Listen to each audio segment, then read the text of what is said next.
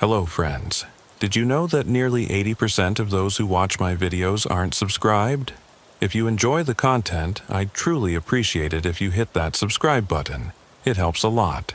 Also, don't forget to leave a like and share your thoughts in the comments. Your interaction not only supports the channel's growth, but also helps these stories reach more people. Thank you all for being here. By the way, where are you watching from? Let me know in the comments.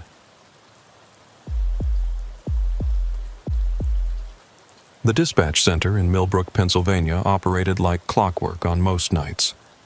Officer Chester Brennan had been patrolling the quiet residential streets of Oak Grove neighborhood for the better part of 3 hours when the call came through at 11:47 p.m. on a humid Thursday evening in August.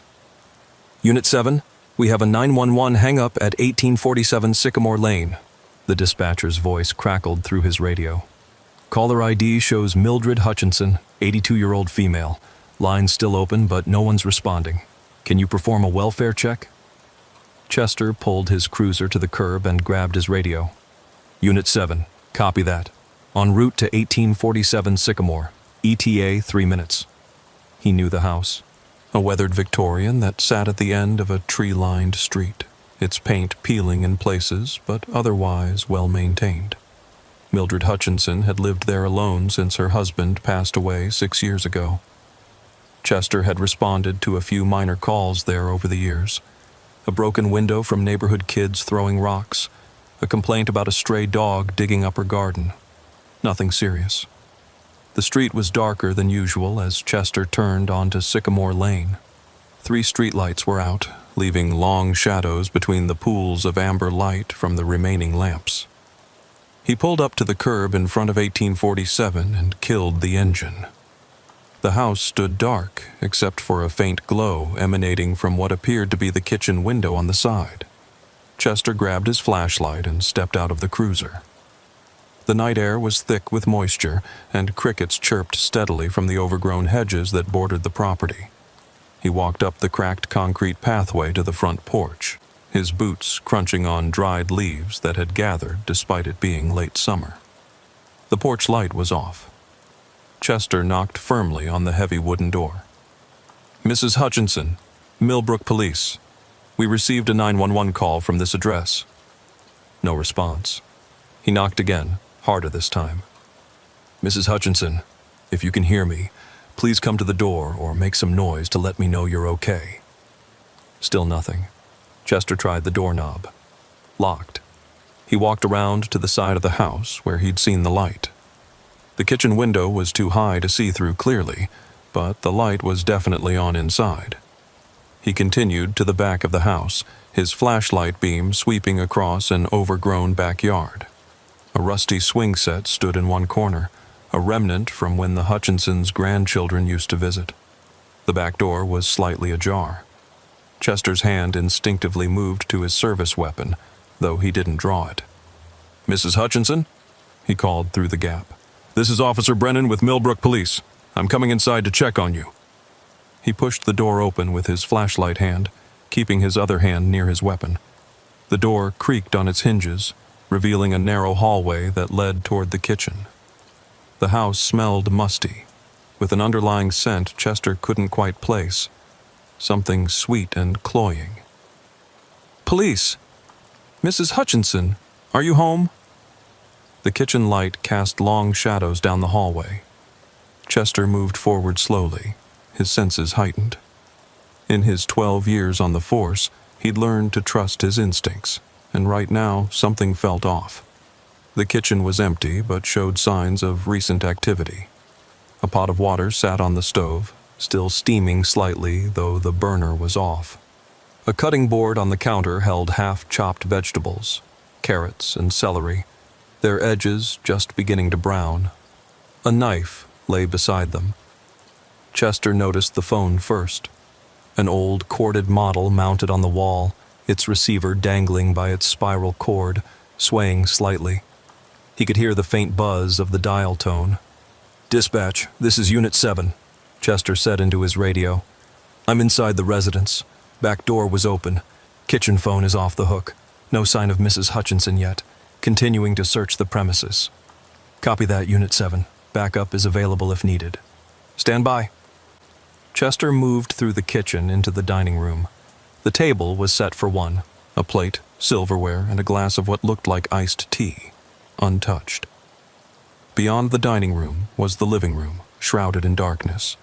Chester's flashlight beam cut through the black, illuminating worn furniture covered in crocheted doilies and dozens of framed photographs on every surface. A sound from upstairs made him freeze. A soft thump, like something being dropped. Mrs. Hutchinson, this is the police. I'm coming upstairs. The stairs creaked under his weight as he ascended, keeping his flashlight trained ahead. The second-floor hallway stretched in both directions. To the left, a bathroom door stood open, the white tiles gleaming in his flashlight beam. To the right, 3 closed doors. Another thump, clearer now, from behind the door at the end of the hall. Chester approached carefully. The door was painted white but showed years of wear, with chips and scratches around the handle. He knocked. Mrs. Hutchinson? A sound from inside, not quite a voice, more like a muffled moan. Chester tried the handle. Locked. Mrs. Hutchinson, I need you to unlock this door, or I'm going to have to force entry. The moaning sound came again, more urgent this time. Chester stepped back and drove his shoulder into the door. The old wood splintered around the lock, and the door swung open. His flashlight beam swept across the room, and what he saw made him reach immediately for his radio. The bedroom was in complete disarray. Furniture overturned, lamp broken on the floor, curtains torn from their rods, and in the corner, partially hidden behind an overturned dresser, was Mildred Hutchinson. She was bound to a chair with what looked like electrical cord, a gag tied around her mouth. Her eyes were wide with terror, darting between Chester and something else. Something behind him. Chester spun around just as a figure lunged from behind the door. He had a split second to register a dark hoodie and something metallic flashing in the dim light before his training kicked in. He sidestepped, bringing his flashlight up to block what he now saw was a crowbar. The impact jarred his arm, sending the flashlight spinning across the floor. The attacker was already moving for another strike. Chester grabbed for his weapon, but the figure barreled into him, driving him back against the wall. They grappled in the darkness, Chester using his size advantage to keep the crowbar at bay. He could hear Mildred's muffled screams through her gag. Chester managed to get leverage and threw the attacker off, sending them stumbling into the hallway. He drew his weapon. Stop! Police! The figure didn't hesitate, bolting down the hallway toward the stairs. Chester pursued, calling into his radio. Unit 7, requesting immediate backup. Suspect fleeing on foot, possible assault in progress. The attacker crashed down the stairs, Chester close behind. They burst through the front door, which Chester now realized had been unlocked from the inside, and out into the night. Chester followed, but the figure had already vanished into the shadows between the houses. He stood on the front lawn, breathing hard, scanning the darkness. Then he remembered Mildred. Racing back upstairs, he found her still tied to the chair, tears streaming down her face. He carefully removed the gag. It's okay, Mrs. Hutchinson. You're safe now. Are you hurt? She gasped for air, her voice raspy. He was in the house when I got home from church. Made me call 911, then hung up. Said he wanted to see how long it would take for someone to come. Chester began untying her bonds, noting the red marks on her wrists where she'd struggled against them. Did you recognize him? Can you describe him? She shook her head. He wore that hood the whole time. But Chester...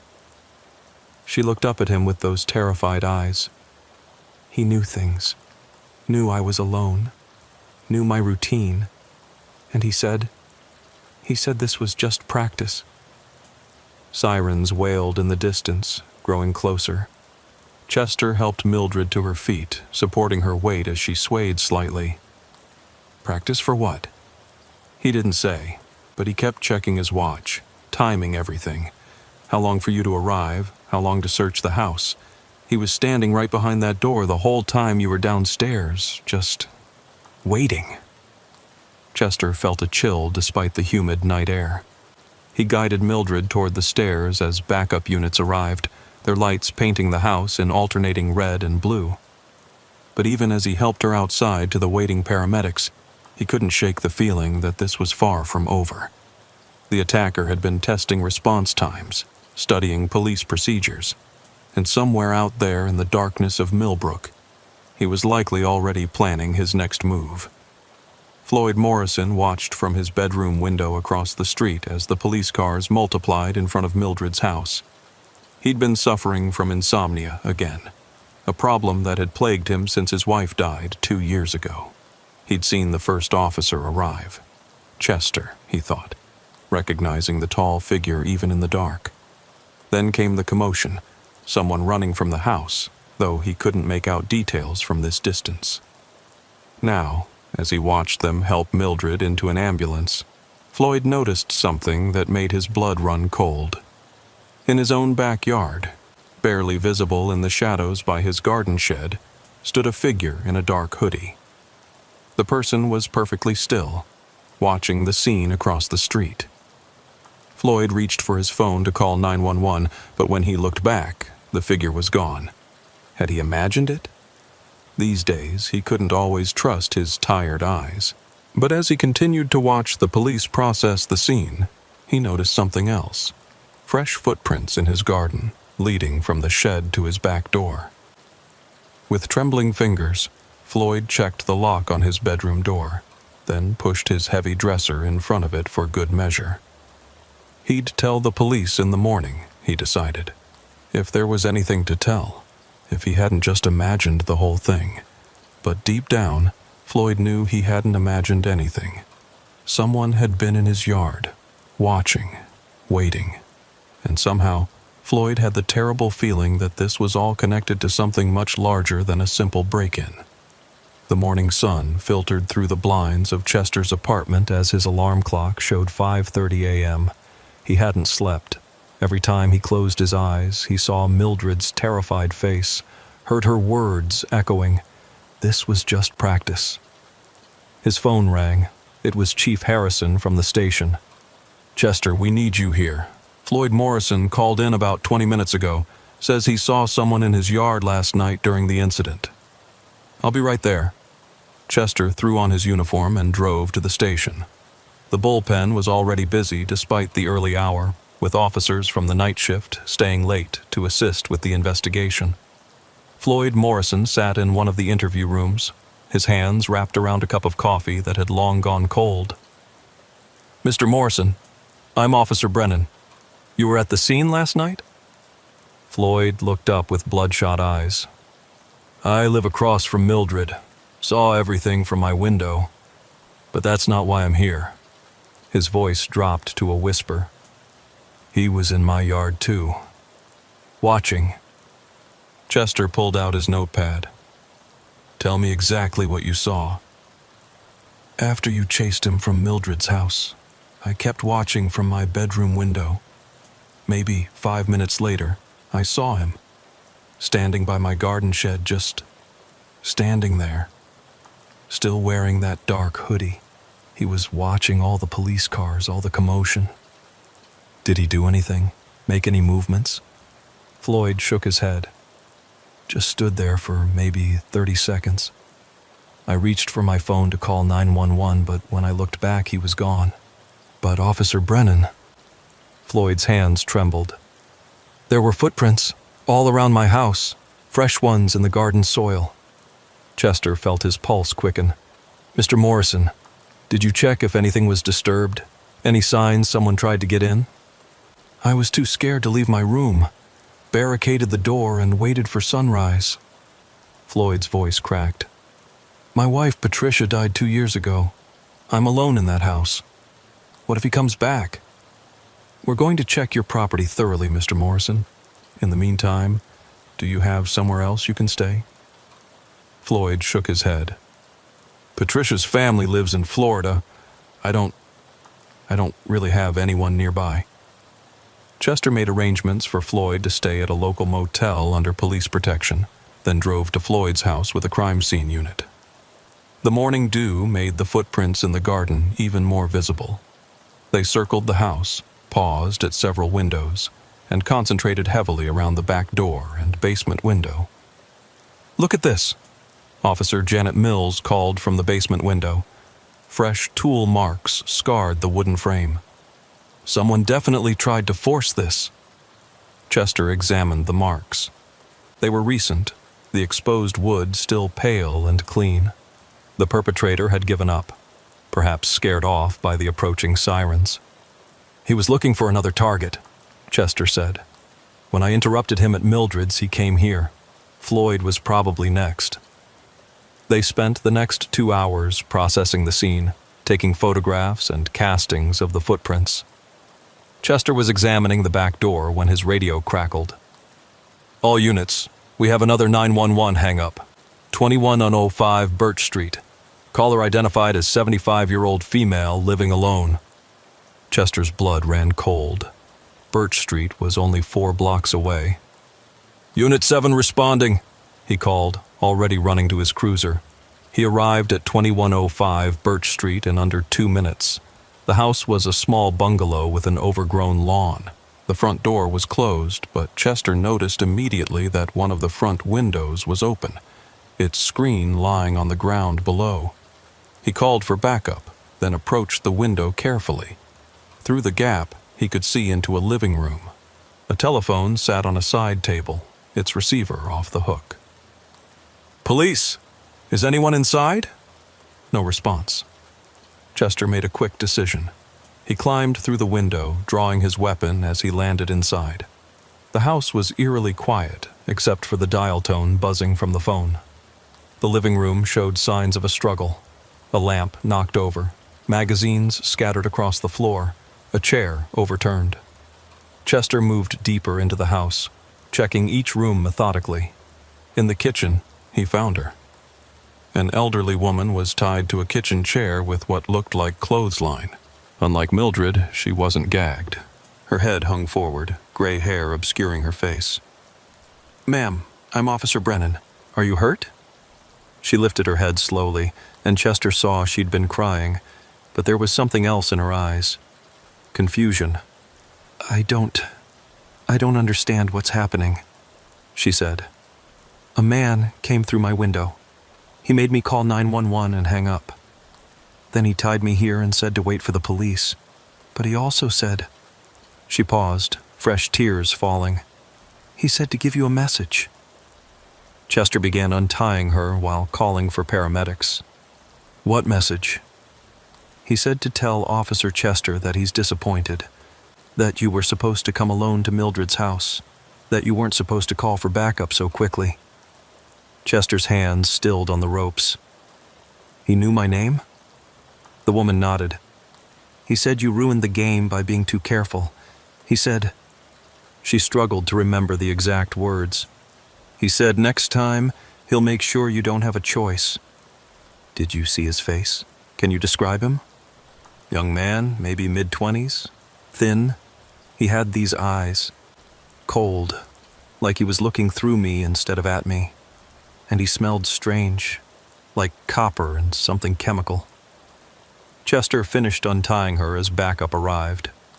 While paramedics checked on the victim, Mrs. Helen Grant, he learned, Chester surveyed the scene more carefully. This felt different from the attack on Mildred. More controlled, less chaotic. As if the perpetrator was refining his method. On the kitchen counter, he found something that made his stomach turn. A police scanner, the kind anyone could buy at an electronics store. It was tuned to their dispatch frequency. "He's been listening," Chester told his sergeant when he arrived. He heard every call, every response. Sergeant Roger Davies, a veteran cop with 30 years on the force, studied the scanner. "This changes things. He knows our protocols, our response patterns. We need to switch to encrypted channels. That'll take time we don't have. Then we need to catch him first." They spent the rest of the morning canvassing the neighborhood. Several residents mentioned seeing a dark van in the area over the past week. Always at night, always moving slowly as if the driver was looking for something or someone. Chester was interviewing a neighbor when his personal cell phone rang. The number was blocked. "Hello? Officer Brennan." The voice was young, male, calm. "I'm disappointed in you." Chester signaled frantically to Davies, who immediately called for a trace. "Who is this?" "You know who I am, or at least you should. You've been in my practice rooms." "Practice for what?" A soft laugh. "You really don't remember, do you? 3 years ago, October 15th, you responded to a call about an elderly woman being threatened.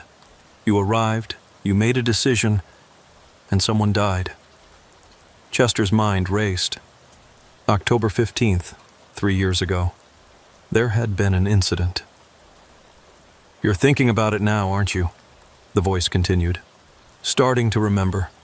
The man you killed. You didn't even try to talk him down. 3 shots, center mass. By the book, they said. Justified, they said. The memory clicked into place. A domestic disturbance call that had escalated. The suspect had been aggressive, possibly armed. Chester had fired when the man made a sudden movement. "He was reaching for a weapon," Chester said. "He was reaching for his inhaler. He was having a panic attack. The weapon they found was a pocket knife in his jacket, still folded. His name was Timothy Carlson. He was my brother." Chester's blood ran cold. "Listen, I understand you're angry." "Angry?" The voice remained eerily calm. "No, Officer Brennan, I'm not angry. I'm teaching you a lesson. You need to understand what it feels like to be helpless, to watch someone you're supposed to protect suffer because of your decisions. These women have nothing to do with this. Neither did my brother. He was sick, scared. The elderly woman who called? She admitted later she overreacted, but it was too late, wasn't it? You'd already played judge, jury, and executioner. Where are you? Let's talk about this face to face." Another soft laugh. "We will. Soon. But first, you have more lessons to learn. Check your radio, Officer Brennan." The line went dead. Immediately, Chester's radio came to life. "All units, multiple 911 hang-ups reported. Addresses are 1776 Oak Drive, 900 Elm Court, and 3421 Pine Avenue. All callers are elderly females living alone." 3 simultaneous calls. Chester looked at Davies, who was already coordinating response teams. "He's escalating," Davies said. "We need every available unit." "No," Chester said suddenly. "That's what he wants. To spread us thin." He grabbed his radio.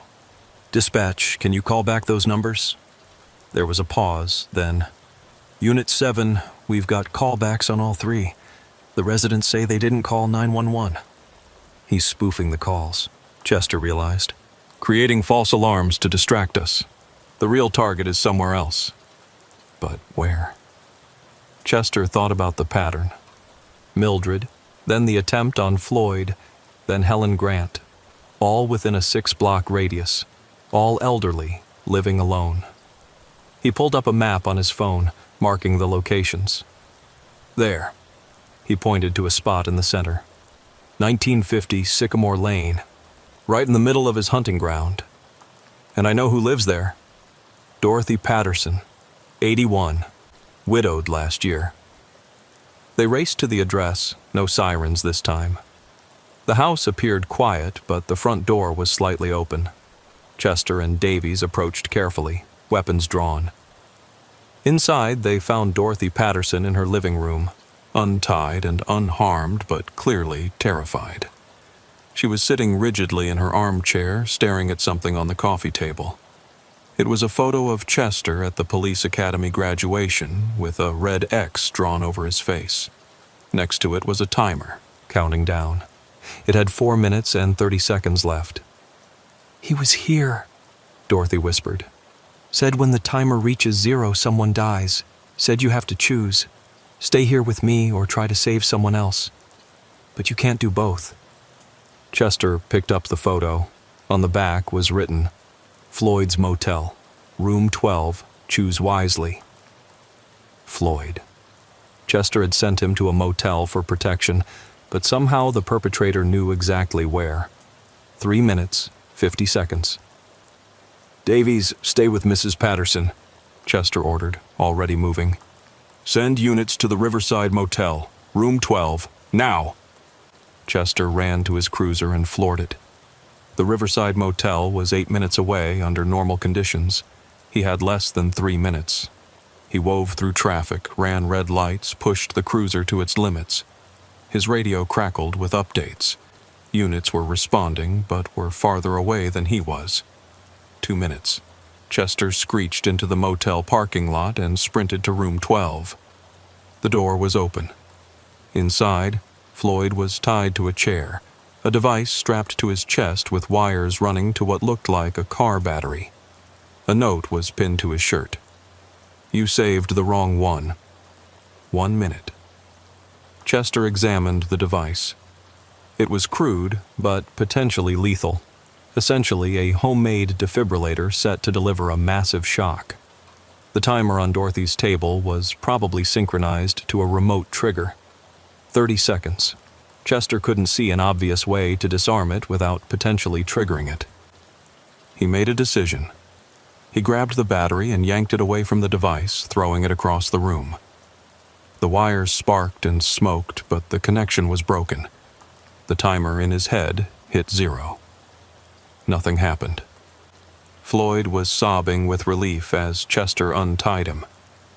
He said you'd have to choose, that you couldn't save everyone. But Chester had. This time. His phone rang again. The same blocked number. Impressive, Officer Brennan. You're learning. But the lesson isn't over. Check the news. Chester pulled up a news app on his phone. The breaking news headline made his heart sink. Elderly woman found dead in home. Police suspect connection to recent attacks. The address was 2847 Maple Street, 6 blocks from Dorothy Patterson's house, in the opposite direction from the motel. While Chester had been racing to save Floyd, while units had been responding to the false alarms and protecting Dorothy, the killer had struck again. The victim was Margaret Thompson, 79, living alone. You can't save them all, the voice said. Just like you couldn't save my brother. The game continues, Officer Brennan, and it's going to get much worse. The Millbrook Police Department had transformed into a fortress of activity. State police had arrived, FBI consultants were setting up equipment, and every available officer had been called in. Chester stood before a board covered with photos, maps, and timelines, his eyes burning from lack of sleep. Margaret Thompson's crime scene photos were the latest addition. Unlike the others, she hadn't been tied up. She'd been forced to take an overdose of her own heart medication. The killer had stayed with her, watching her die, then positioned her body peacefully in her bed with her hands folded over her chest. He's evolving, said Agent Sarah Hendricks from the FBI's Behavioral Analysis Unit. The first attacks were about control and fear. This one was about making a point. He wanted her to die slowly, wanted her to know it was happening. Chester stared at Margaret's photo. She looked peaceful, almost like she was sleeping. But the medical examiner had found something disturbing, traces of tears that had dried on her cheeks. She'd been crying when she died. We've identified him, Chief Harrison announced, entering the room with a file. Timothy Carlson's younger brother, David Carlson, 27. Dropped off the grid 18 months ago after his mother's death. She never recovered from losing Timothy. Chester took the file, studying David Carlson's photo. Thin face, hollow eyes, unremarkable features. The kind of person you'd pass on the street without a second glance. His mother died of an overdose, Harrison continued. Ruled accidental, but David claimed she was driven to it by grief. He blamed the department, specifically you, Chester. So this is revenge. It's more than that, Agent Hendricks interjected. He's trying to recreate his family's tragedy in others. Elderly victims like his mother, forced overdoses, the feeling of helplessness. He wants you to experience what he experienced, watching people die and being unable to stop it. Chester's phone buzzed. Another blocked call. The room fell silent as he answered on speaker. David, we know who you are. It's over. Do you? David's voice was calm as ever. Then you know this won't end until you understand, until you feel what I felt. Your brother's death was a tragedy, but stop. For the first time, emotion crept into David's voice. Don't you dare call it a tragedy. Tragedies are accidents. What you did was a choice. He was aggressive, potentially armed. He was autistic, David shouted, then caught himself, returning to his eerie calm. High functioning, but he didn't process stress well. That's why he was having a meltdown. The elderly woman, Mrs. Pearson, she knew him. She'd called the police before when he got agitated, and they'd always talked him down. But not you. You were new to the neighborhood. You didn't know him. You just saw a threat. Chester felt the weight of every eye in the room on him. He remembered that night more clearly now. The man had been agitated, pacing, making sudden movements. Chester had ordered him to stop, to show his hands, but he hadn't complied. I followed protocol, Chester said quietly. Protocol? David laughed bitterly. Tell that to my mother. Tell that to Margaret Thompson. David, please. No one else has to die. You're right. Only one more person has to die. You. The line went dead. Agent Hendricks immediately began coordinating protection details for Chester, but he waved her off. He doesn't want to kill me. Not yet. He wants me to suffer first. His radio crackled. All units, we have a situation at Millbrook Senior Center. Multiple 911 calls reporting a man with a gun. The senior center. It was Friday afternoon, bingo day. There would be over 100 elderly people there. Chester was moving before anyone could stop him. He took an unmarked car, knowing David would be watching for his cruiser. The senior center was a 10-minute drive. He made it in 6. The parking lot was chaos. People were streaming out of the building, some in wheelchairs, others using walkers, all terrified. Chester pushed through the crowd, looking for David. Officer! An elderly man grabbed his arm. He's in the main hall. He has hostages. Chester called for backup, then entered the building. The main hall was at the end of a long corridor. He could hear voices, one calm, one pleading. He approached carefully, peering around the doorframe. David stood in the center of the room, but he didn't have a gun. He was holding something else, a device similar to what he'd strapped to Floyd, but more sophisticated. Around him, seated at tables, were 20 elderly people, too frail or scared to run. Each had a small device attached to their clothing. I know you're there, Officer Brennan, David called without looking.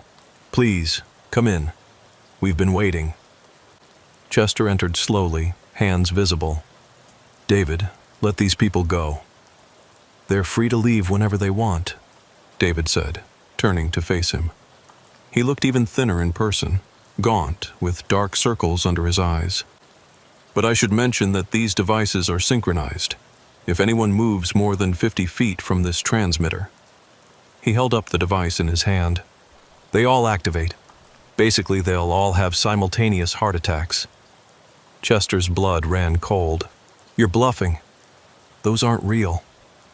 David smiled sadly. Mrs. Patterson, would you please stand up?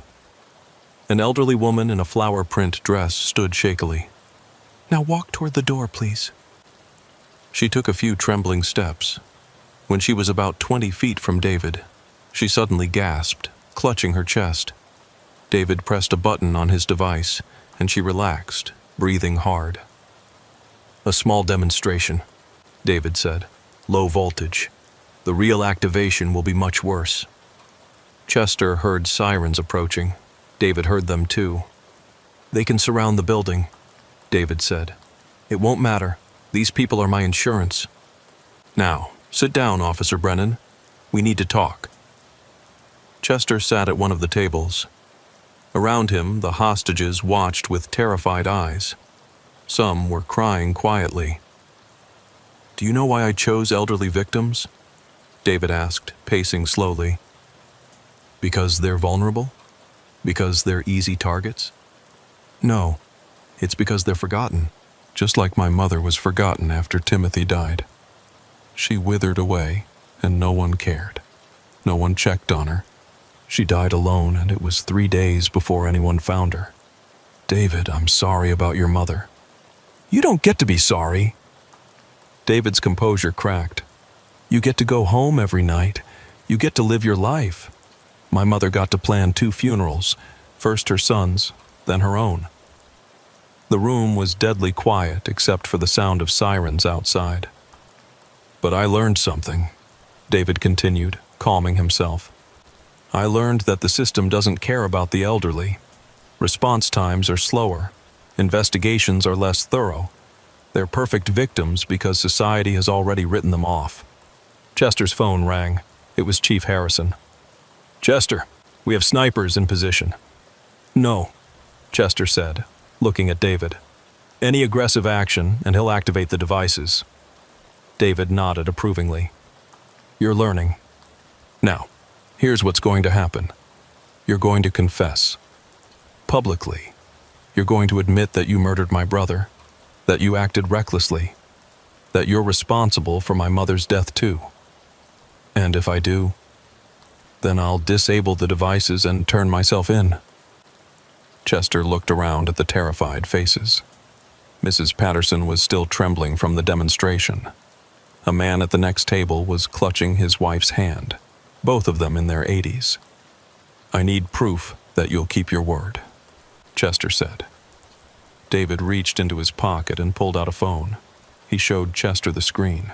It was a live stream setup, ready to broadcast. Confess, and this ends.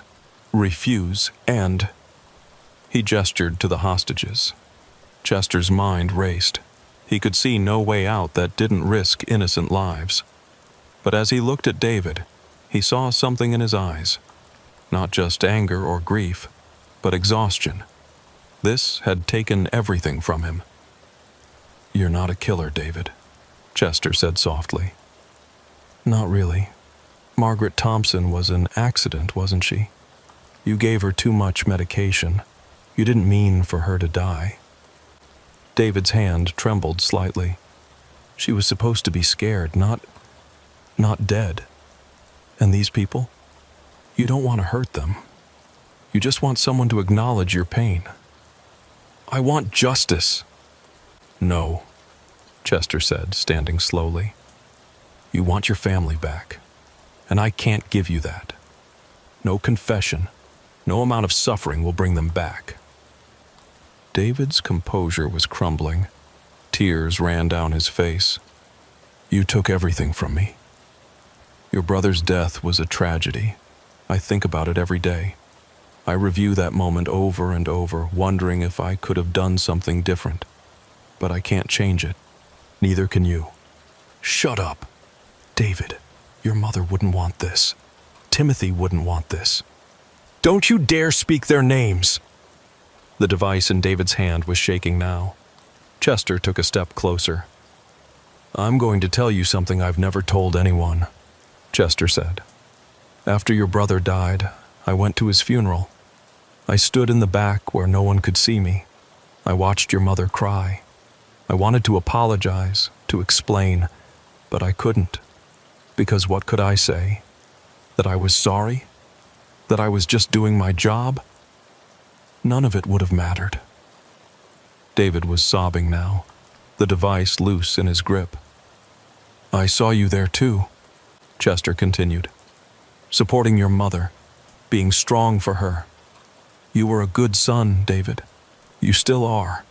Don't dishonor their memory with more death. I just wanted someone to care, David whispered. When Mom died, no one came. No one from the department, no one from the city. It was just me at her funeral. Chester took another step closer. He was within arm's reach now. I'm sorry. We failed you. I failed you. But these people aren't responsible for that. David looked around at the hostages as if seeing them for the first time, really seeing them, not as victims or pawns, but as people. Scared, elderly people who just wanted to go home. I can't... David's voice broke. I can't stop. If I stop, then it was all for nothing. No, Chester said gently. If you stop, then you're still the good man your mother raised, the brother Timothy loved. David's hand opened. The device fell to the floor. Chester caught David as he collapsed, sobbing uncontrollably. The SWAT team burst in moments later, but Chester waved them back. He held David as he cried, this broken young man who had lost everything and had tried to fill the void with vengeance. The devices, David mumbled through his tears. They're not real. Just the demonstration one on Mrs. Patterson. The others are just lights and wires. I couldn't actually hurt them. Chester closed his eyes in relief. Around them, the hostages began to realize they were safe. Some cried, others hugged each other. Mrs. Patterson stood on shaky legs and walked over. Young man, she said to David, her voice gentle despite everything. I forgive you. David looked up at her, confused. Why? Because holding on to anger only hurts yourself. I learned that when my husband died. As the paramedics and police took David away, Chester stood in the empty hall. Agent Hendricks approached him. That was incredibly risky. He could have activated those devices. No, Chester said. He couldn't. He's not a killer. He's just a kid who lost his way in grief. Chester walked outside into the afternoon sun. The parking lot was still full of emergency vehicles, but the crisis was over. He thought about Timothy Carlson, about that night 3 years ago. He'd always wonder if he could have done something different. But now he had a new memory too, of Timothy's brother, broken but not beyond redemption. His phone buzzed. A message from Chief Harrison. David Carlson is cooperating fully.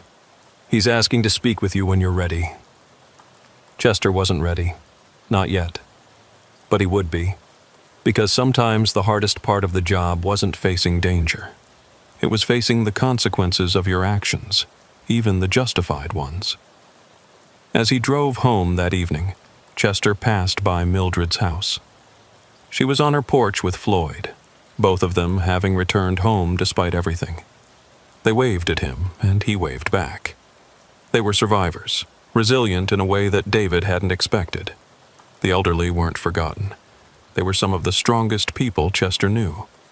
And in trying to use them for revenge, David had only proven that. 3 days had passed since the incident at the senior center. Chester sat in a small interview room at the county jail, waiting.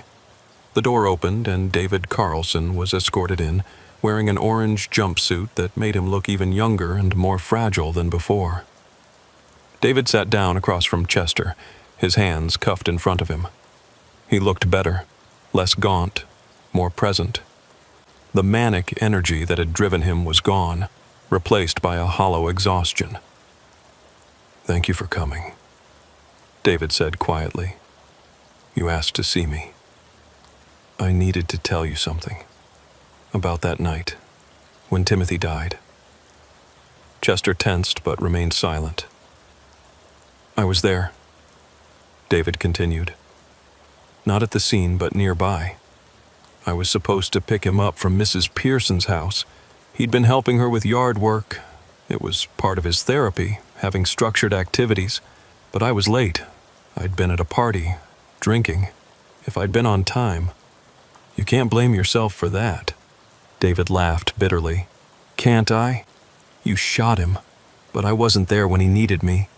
Mrs. Pearson called the police because he was having a meltdown about me not showing up. He thought I'd abandoned him. Chester felt a weight settle in his chest. Another layer of tragedy in an already tragic story. The thing is, David continued, I spent so long hating you that I never dealt with hating myself. It was easier to make you the monster than to face my own guilt.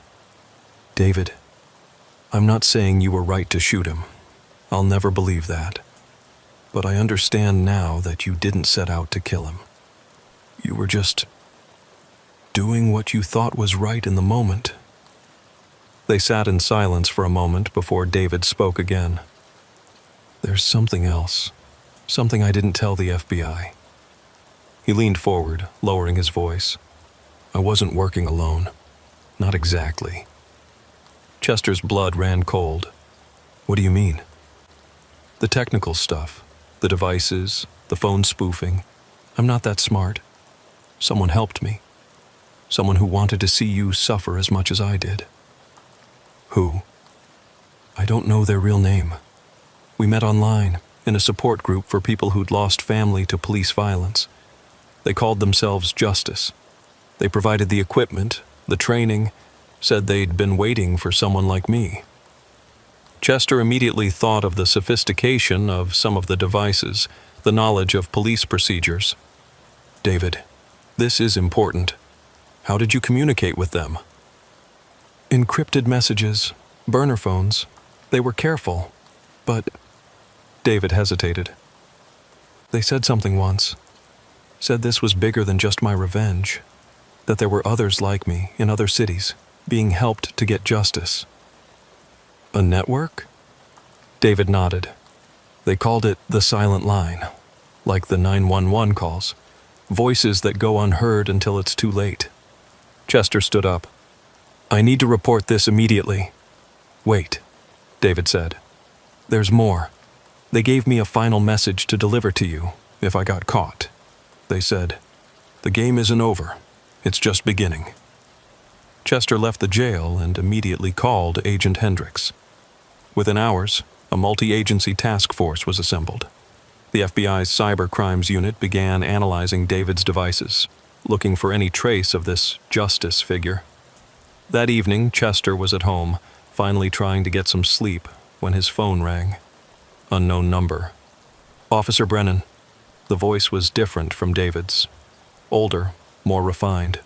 Or should I say the famous Officer Brennan? You've become quite the celebrity in certain circles. Justice, I presume. A soft laugh. David talked, did he? Poor boy.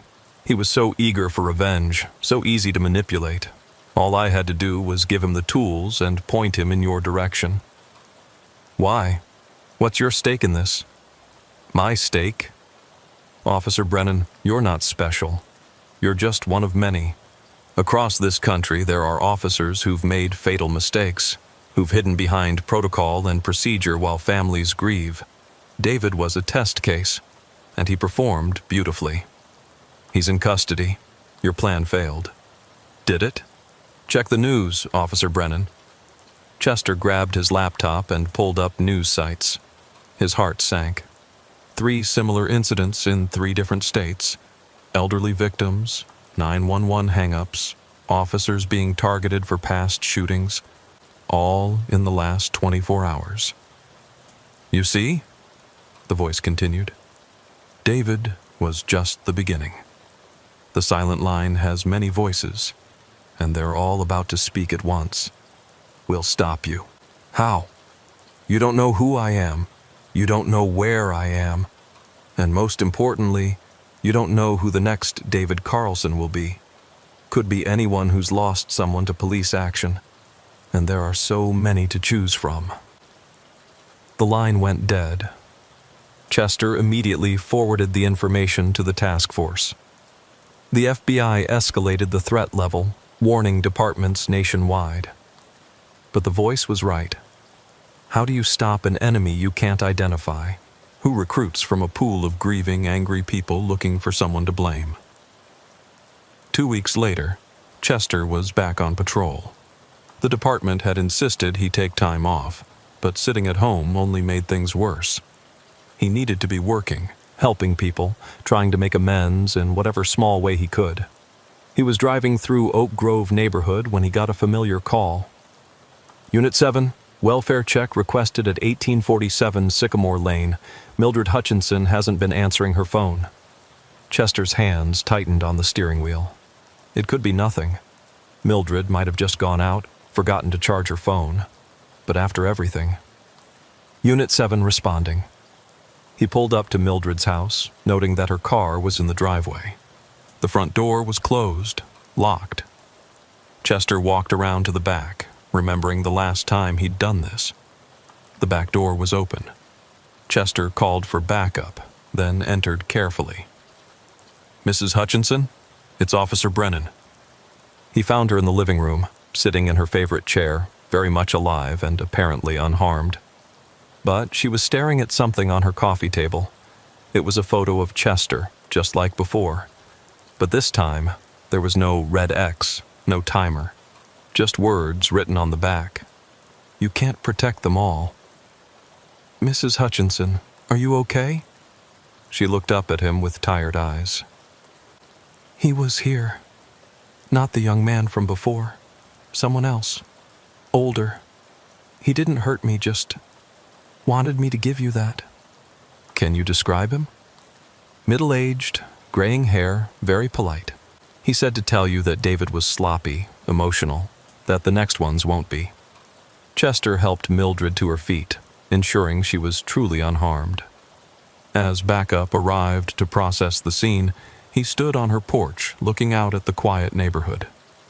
The silent line was real. It was organized, and it was coming for officers across the country. David had been a beta test, a proof of concept.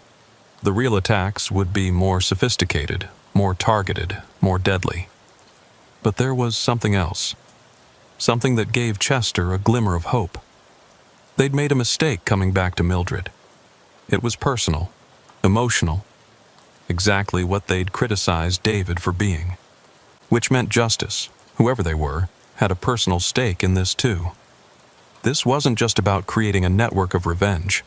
This was about someone's own loss, their own grief. And that made them vulnerable. Chester's phone buzzed. A text from an unknown number. "Timothy Carlson was my nephew. My sister died of grief. You took my family. Now I'll take everything from you, one call at a time."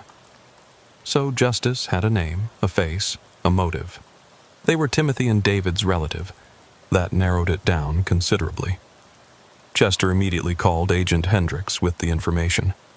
Within hours, they'd identified the suspect. Robert Carlson, Timothy and David's uncle. A tech consultant who disappeared shortly after his sister's funeral. His background in telecommunications explained the phone spoofing. His grief explained the motive. But knowing who he was and finding him were two different things. Robert Carlson had gone completely off the grid, likely using the same encrypted channels he'd provided to David and the others. 3 months passed. The silent line attacks continued sporadically across the country. 5 more incidents, 12 more victims. Each time, the perpetrators were caught, but they were just grieving family members who'd been recruited and equipped by Robert. He remained a ghost. Chester had returned to regular duty, but he'd changed. He was more careful now, more patient. Every call could be a trap, but every call also represented someone in need. He couldn't let fear prevent him from doing his job.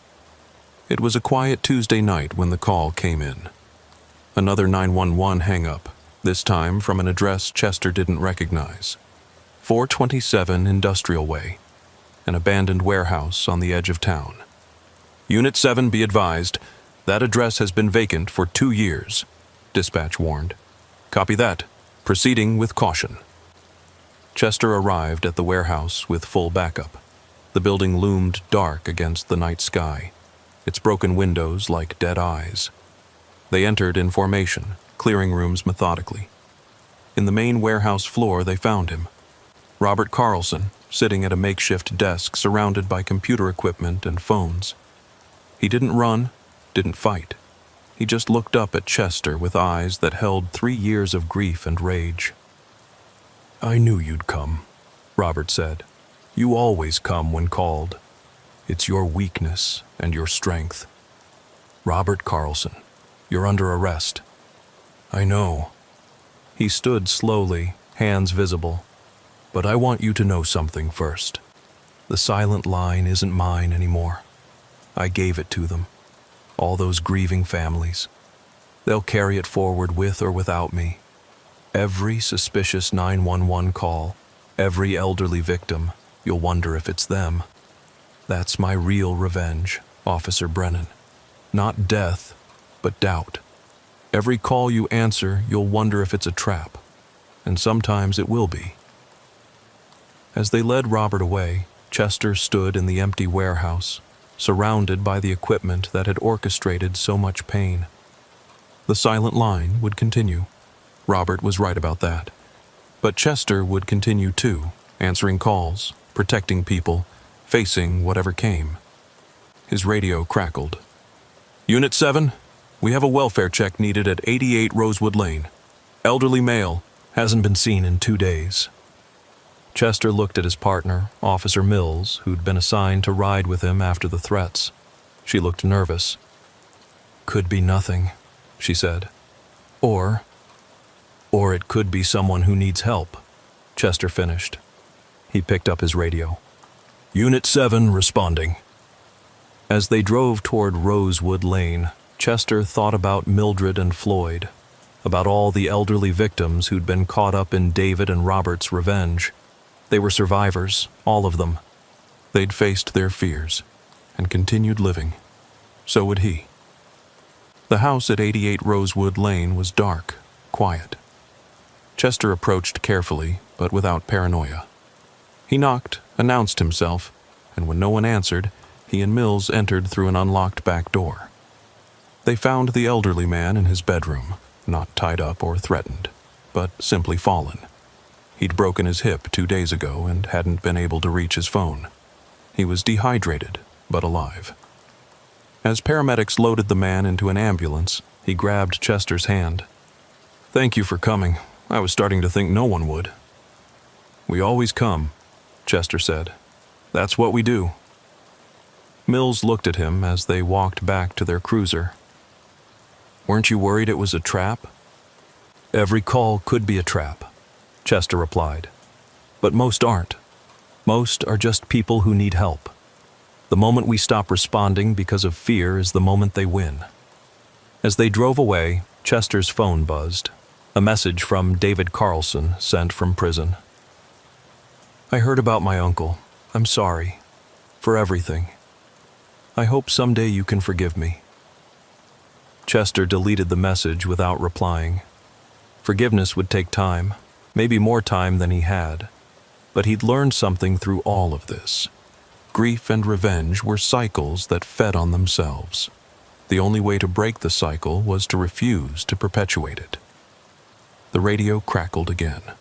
Another call, another address, another person potentially in need. Chester reached for the radio without hesitation. "Unit 7 responding." The silent line might always be there, a shadow over every call, but Chester would answer anyway, because that's what he'd sworn to do, protect and serve, no matter the risk. As they drove through the dark streets of Millbrook, Chester thought about Timothy Carlson, about David, about Robert. 3 lives destroyed by one moment, one decision. He couldn't change the past, but he could affect the future. Every call answered carefully, every situation assessed properly, every life valued. The radio continued to chatter with the routine calls of a small-town police force. Somewhere out there, the silent line waited. But tonight, Chester thought, tonight it would stay silent. He was wrong.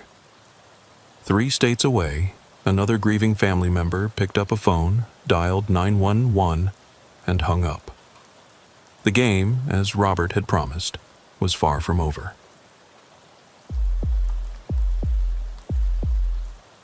Officer Clarence Mitchell had been with the Cedar Falls Police Department in Iowa for 15 years, and wellness checks were routine. Most turned out to be nothing. Elderly relatives who'd forgotten to charge their phones, neighbors who'd gone on unexpected trips. But the call that came in on a cold November morning would change his understanding of routine forever. Unit 4, we have a wellness check request at 1426 Birchwood Drive, dispatch announced. Caller is Vivian Marsh, concerned about her neighbor Elmer Dawson, 91 years old. She hasn't seen him in 5 days, and his newspapers are piling up. Clarence acknowledged the call and headed toward Birchwood Drive, a quiet street lined with post-war bungalows. The neighborhood was mostly elderly residents who'd lived there for decades, the kind of place where everyone knew everyone and looked out for each other. He pulled up to 1426, noting the 5 newspapers scattered on the front lawn, still in their plastic wrapping. The house was a small, well-maintained ranch with brown siding and a neat garden that was starting to show signs of neglect. The blinds were drawn on all visible windows.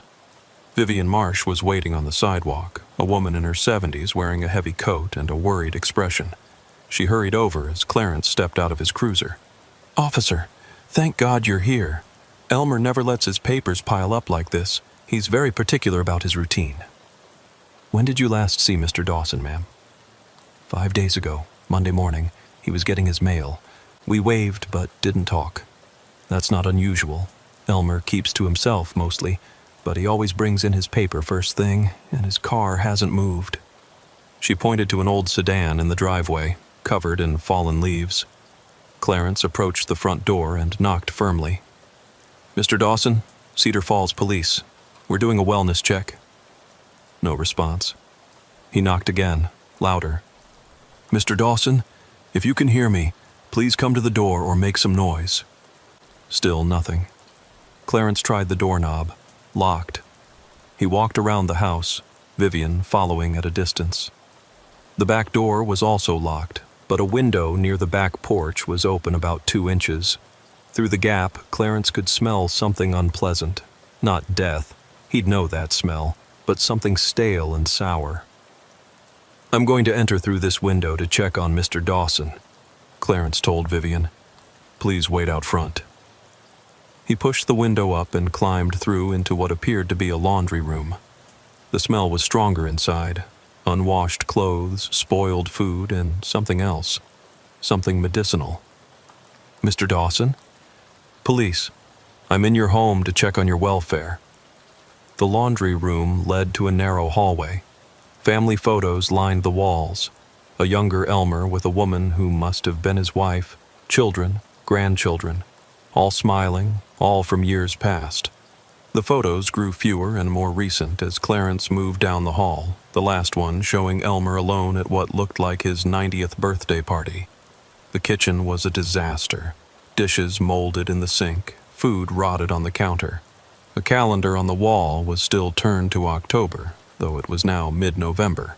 Red X's marked off days until October 28th, then nothing. Clarence continued through the house, his unease growing.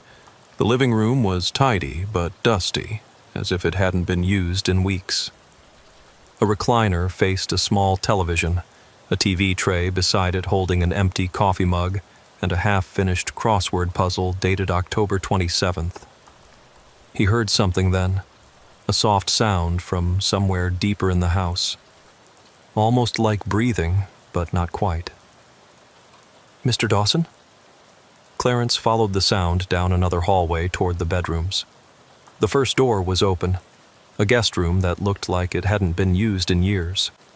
The second was a bathroom, empty but reeking of unflushed waste. The sound was coming from behind the third door, which was closed. Clarence knocked. "Mr. Dawson, I'm coming in."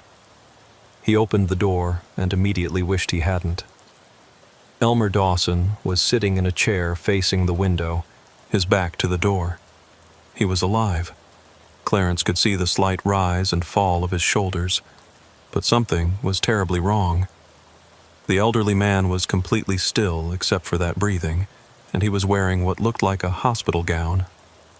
"Mr. Dawson?" Clarence moved around to face him and had to suppress a gasp.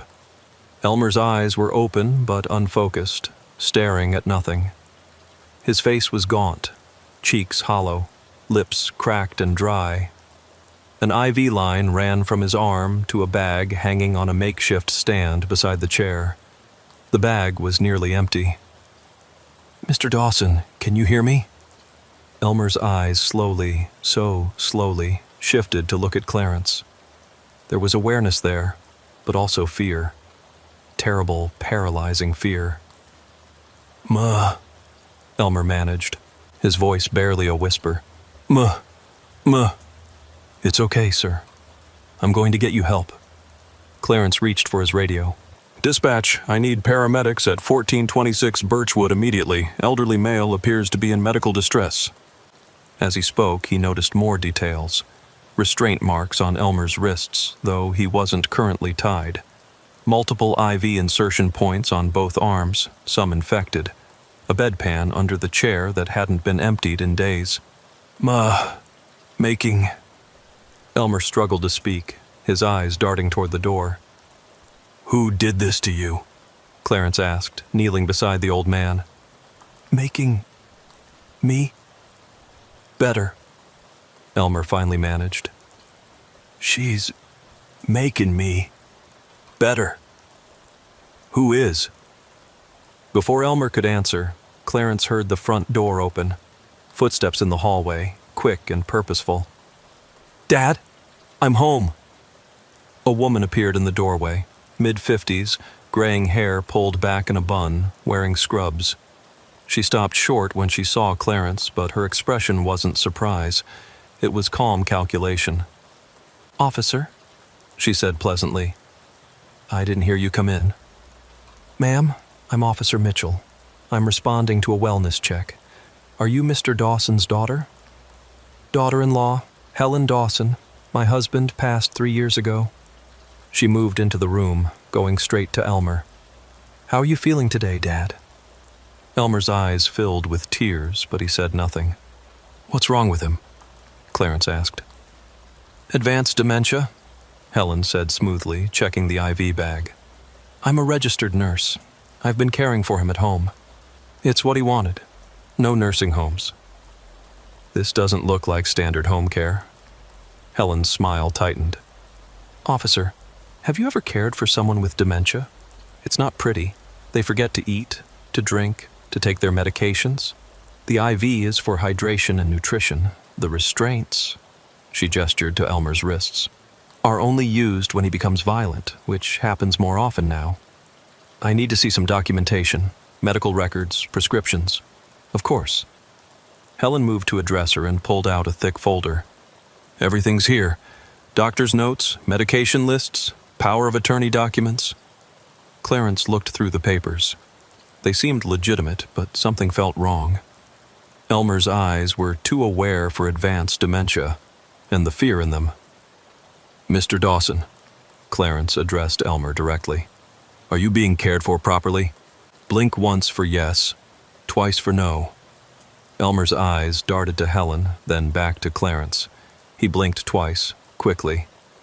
"Dad gets confused," Helen said, her voice still pleasant, but with an edge now. "He often doesn't recognize me, thinks I'm an intruder." The paramedics arrived then, filling the small room. As they began examining Elmer, Clarence pulled one aside. "Check him thoroughly. Something's not right here." The paramedic, a young man named Tommy, nodded and began his assessment. Within minutes, his expression grew concerned. "This man is severely malnourished and dehydrated," Tommy announced. "The IV isn't hydration. It's some kind of sedative. We need to get him to the hospital immediately." Helen's calm facade cracked. "You can't take him. I have power of attorney. He's under my care." "Ma'am, this man needs immediate medical attention," Tommy said firmly. "This is beyond home care." As they prepared to move Elmer, he grabbed Clarence's hand with surprising strength. "Photos," he whispered. "Look, photos." Helen tried to intervene, but Clarence blocked her. "Ma'am, I need you to step back." "You don't understand," Helen said, her voice rising. "He needs his medications. Without them, he becomes difficult." They loaded Elmer onto a gurney. As they wheeled him out, he kept trying to speak, but the words wouldn't come properly. The sedatives, whatever they were, had affected his ability to communicate. Clarence stayed behind with Helen, who had gone very still. "I'm going to need you to come to the station for questioning," he said. "Am I under arrest?" "Not at this time, but I have concerns about Mr. Dawson's care." Helen nodded slowly. "I need to get some things. His medications, his papers." She moved toward the dresser again, but this time Clarence saw her palm something small. Before he could react, she'd swallowed it. "What did you just take?" Helen smiled, a strange, serene expression. "Just my anxiety medication. This is all very stressful." Within minutes, Helen began to sway. Her pupils dilated. Her breathing became shallow. "What did you take?" Clarence demanded, catching her as she started to fall. "Same thing. I gave him," she mumbled. "Just more." Clarence called for another ambulance, but Helen was unconscious before it arrived. The paramedics found an empty pill bottle in her pocket. A powerful veterinary sedative, enough to kill if taken in large doses. While waiting for backup to secure the scene, Clarence remembered Elmer's words about photos. He began searching the house more carefully. In a closet in the guest room, he found them. Dozens of photographs, but not family photos. These were medical photos, documenting Elmer's deterioration over time. Dating back months, they showed him getting progressively thinner, weaker, more disoriented. But the most disturbing discovery was a journal, hidden under the mattress in Helen's room. The entries were dated, methodical, clinical. October 1st, increased dosage. Subject showing more compliance. October 5th, nutritional intake reduced to test resilience. October 12th, vocal resistance decreasing. Sedation protocol successful. October 20th, subject attempted escape. Restraints now necessary. October 28th, perfect compliance achieved. Subject fully dependent. The entries continued, describing in cold detail how Helen had systematically broken Elmer down, using her medical knowledge to keep him weak but alive, dependent but aware. The final entry, dated that morning. Neighbor becoming suspicious. May need to relocate subject. Clarence felt sick. This wasn't neglect or misguided care. This was systematic torture, disguised as caregiving. His phone rang. It was the hospital. "Officer Mitchell, this is Dr. Brown at Cedar Falls General. Mr. Dawson is stable and recovering. He's able to communicate better now that the sedatives are wearing off. He's asking for you." "I'll be right there." At the hospital, Clarence found Elmer propped up in bed, looking frail but alert. His eyes were clear now, though still haunted. "Thank you," Elmer said, his voice rough but understandable. I thought I would die there." "Mr. Dawson, can you tell me what happened?" Elmer's hands trembled as he spoke. "Helen came to live with me after my son died. Cancer. She said she had nowhere else to go, and I felt sorry for her. At first, she was helpful, cooking, cleaning. Then she started giving me pills, said they were vitamins." He paused, sipping water through a straw. "The pills made me dizzy, confused. She told me I was developing dementia, that I needed more help, more pills. Soon I couldn't think straight, couldn't walk without falling. She got power of attorney while I was drugged." "Why didn't you call for help?" "She took my phone, disconnected the landline. When I tried to leave, she'd increase the drugs until I couldn't move. She'd decrease them just enough to keep me aware of what was happening, then tell me no one would believe a senile old man over a registered nurse with all the right paperwork." "The neighbors never suspected?" Elmer shook his head. "Helen would clean me up and walk me to the window every few days so people could see me. She'd wave my hand for me, then back to the chair." "But why? What did she want?" "Control," Elmer said simply. "She told me once, when I asked. Said her whole life people had controlled her. Her parents, her husband. her employers. Now it was her turn. And who better to control than a helpless old man with no family to check on him? Clarence thought about the journal entries, the methodical nature of the abuse. "Mr. Dawson, I need to ask, are there others? Did she mention anyone else?" Elmer's eyes widened. She sometimes talked on the phone to someone named Vivian, talked about her other projects. I thought she meant work, but Clarence's blood ran cold. Vivian, the neighbor who'd called in the wellness check. He called dispatch immediately. "I need units at Vivian Marsh's residence, 1422 Birchwood Drive, possible victim of elder abuse." But even as he made the call, Clarence had a sinking feeling they were too late. Helen had swallowed those pills for a reason. She knew her game was over. But how many other games had she been playing? The response to Vivian Marsh's house was swift. 3 units converged on 1422 Birchwood Drive while Clarence raced from the hospital. The house was a mirror image of Elmer's. Same post-war construction, same neat lawn, same drawn blinds. But this time, the front door stood wide open. Officer Janet Ross was first on scene. She approached carefully, weapon drawn. "Mrs. Marsh, Cedar Falls Police." No response. Ross entered, followed by 2 other officers. The house was immaculate, nothing like the deterioration they'd found at Elmer's. Everything was clean, organized, almost sterile. The only unusual thing was the smell. A strong antiseptic scent, like a hospital. They found Vivian Marsh in the basement. She was alive, sitting in what looked like a modified dentist's chair, surrounded by medical equipment. IV lines, monitors, restraints, but all professionally arranged, nothing makeshift about it. And she wasn't alone. 3 other elderly people were down there, each in their own chair, all connected to IVs, all conscious but unable to move. Their eyes tracked the officer's movements, full of desperate hope. "Get medical here now!" Ross shouted into her radio. Clarence arrived as the paramedics were bringing up the first victim.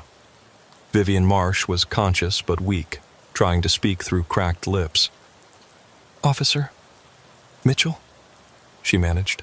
"Mrs. Marsh, you called about Elmer, but you're—" "Had to," she whispered. "She was distracted with him. Gave me a chance. Managed to get to phone when she was at his house. Could only make one call. Chose to save him."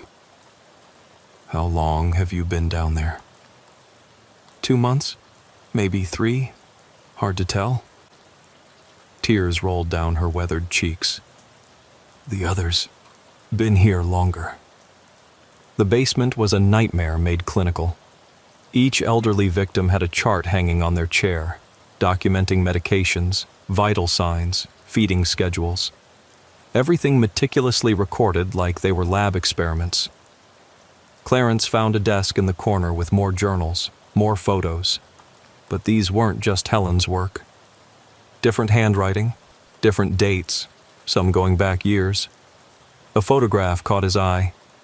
Helen with 2 other women, all in nursing scrubs, all smiling at what looked like a medical conference.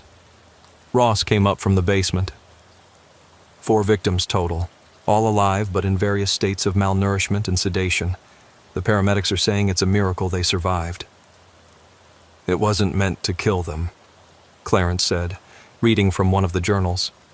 "It was about sustaining them in a state of complete dependence. Listen to this. Subject must remain aware enough to comprehend their helplessness, but sedated enough to prevent resistance. The balance is delicate but achievable with proper pharmaceutical management." Jesus Christ, who writes something like that? Clarence showed her the photo.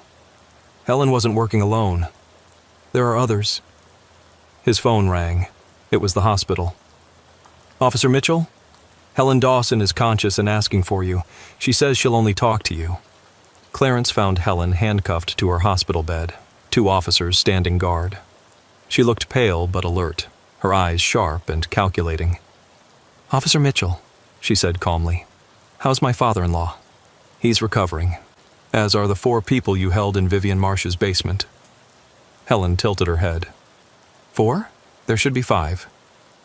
Clarence's blood ran cold. Where's the 5th? That depends. What time is it? Answer the question. Helen smiled. It's a time-sensitive situation.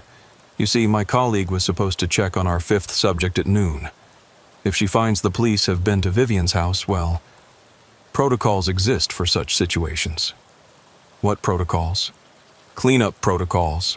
Can't leave evidence of the full operation. Clarence grabbed his phone, calling dispatch. I need all available units searching the Birchwood Drive area.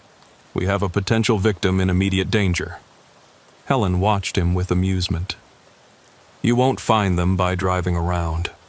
The network is smarter than that. The network? Did you think I was alone in this? There are dozens of us. Nurses, caregivers, home health aides. We find the vulnerable ones, the isolated, the forgotten, the ones whose families never visit, whose friends have all died. We give them the care they deserve. You tortured them. We controlled them. There's a difference. Helen's expression grew serious. Do you know what it's like to be a caregiver, officer? To spend your entire life tending to others' needs? Always gentle, always patient, always subordinate to doctors, to families, to the patients themselves. Some of us decided we deserved to be in charge for once. Where is the 5th victim? Helen leaned back. Her name is Dorothy, 93 years old, lives alone on Maple Street, number 302, but you're already too late. My colleague is very punctual. Clarence ran from the room, calling units to 302 Maple Street.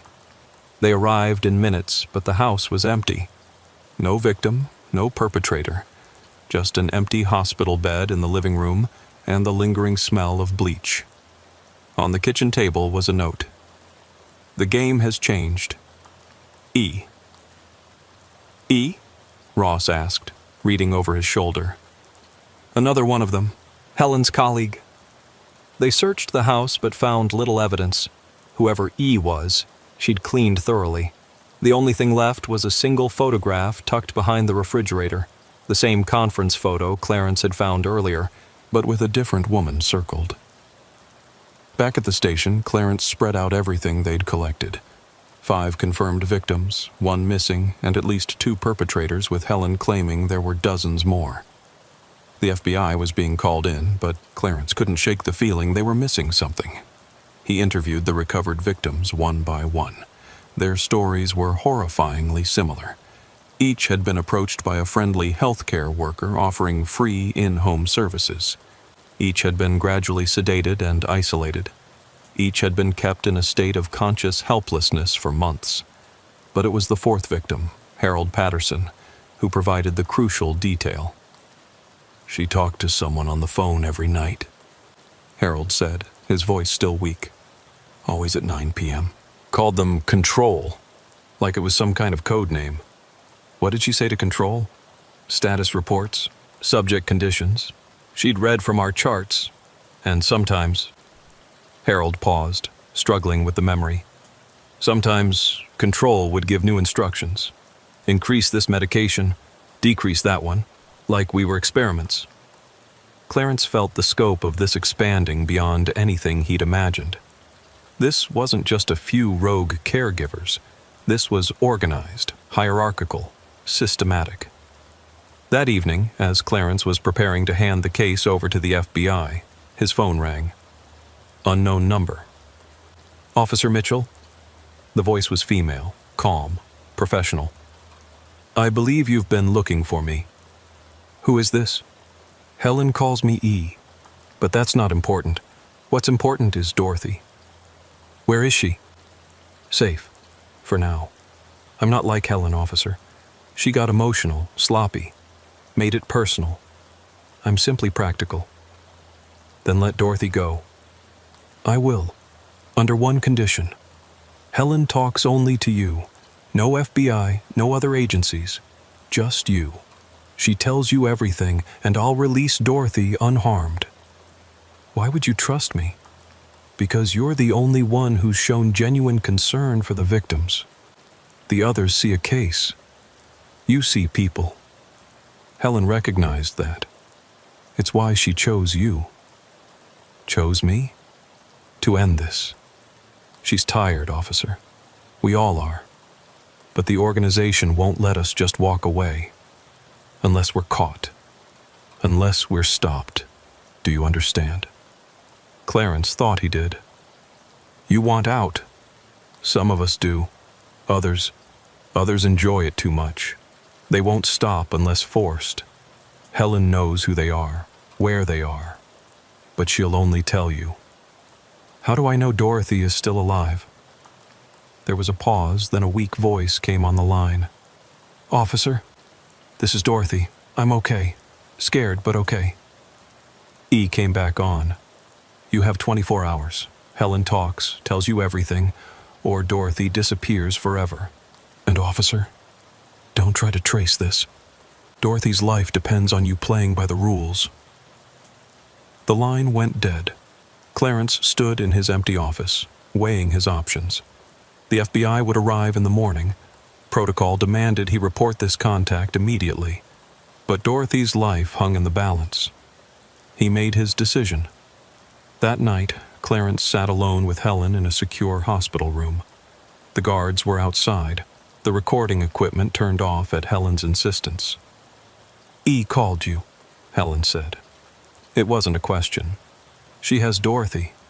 Of course she does. E is nothing if not thorough. Helen shifted in her bed. Do you know why we chose elderly victims, officer? Because they're vulnerable. No, because they're invisible. Society discards them, warehouses them in nursing homes, forgets they exist. We gave them attention. Twisted attention, yes, but more than they'd gotten in years. That doesn't justify what you did. I'm not trying to justify it. I'm explaining it. There are 43 of us in the network, spread across 6 states. We share techniques, trade subjects sometimes, cover for each other. It started as a support group for burned-out caregivers. Then someone suggested we deserved more, that we'd earned the right to be in control. Who started it? Her name is Margaret Stern. She's been doing this for 15 years. She wrote the protocols, established the hierarchy. She calls herself the director. Clarence took notes as Helen continued, naming names, providing addresses, explaining the structure of their network. It was more extensive than anyone could have imagined. Why are you telling me this? He asked finally. Because I'm dying, Helen said simply. The pills I took caused permanent damage. I have maybe a week, and I'm tired of it all. The constant vigilance, the fear of being caught, the weight of what we've done. At first it felt like power. Then it just felt like another prison. And E? Ellen Morrison. She's been in the network for 3 years. She wants out, but knows Margaret will never let her leave. None of us can leave. We know too much. So this is your exit strategy? Get caught? Bring down the network? Helen nodded. E will release Dorothy once she knows I've talked. She'll disappear. Try to start over. Some of the others might too. But Margaret and her core group, they'll fight. They believe what they're doing is right. That they're teaching the elderly a lesson about dependence, about who really has power. They're torturing innocent people. Yes, Helen agreed. We are. We did. And I'll face judgment for it. But first, help me stop the others. Clarence spent the next 6 hours taking Helen's confession, filling notebook after notebook with details about the network. By dawn, he had enough to dismantle the entire operation. True to her word, E released Dorothy. The elderly woman was found at a rest stop, physically unharmed but deeply traumatized.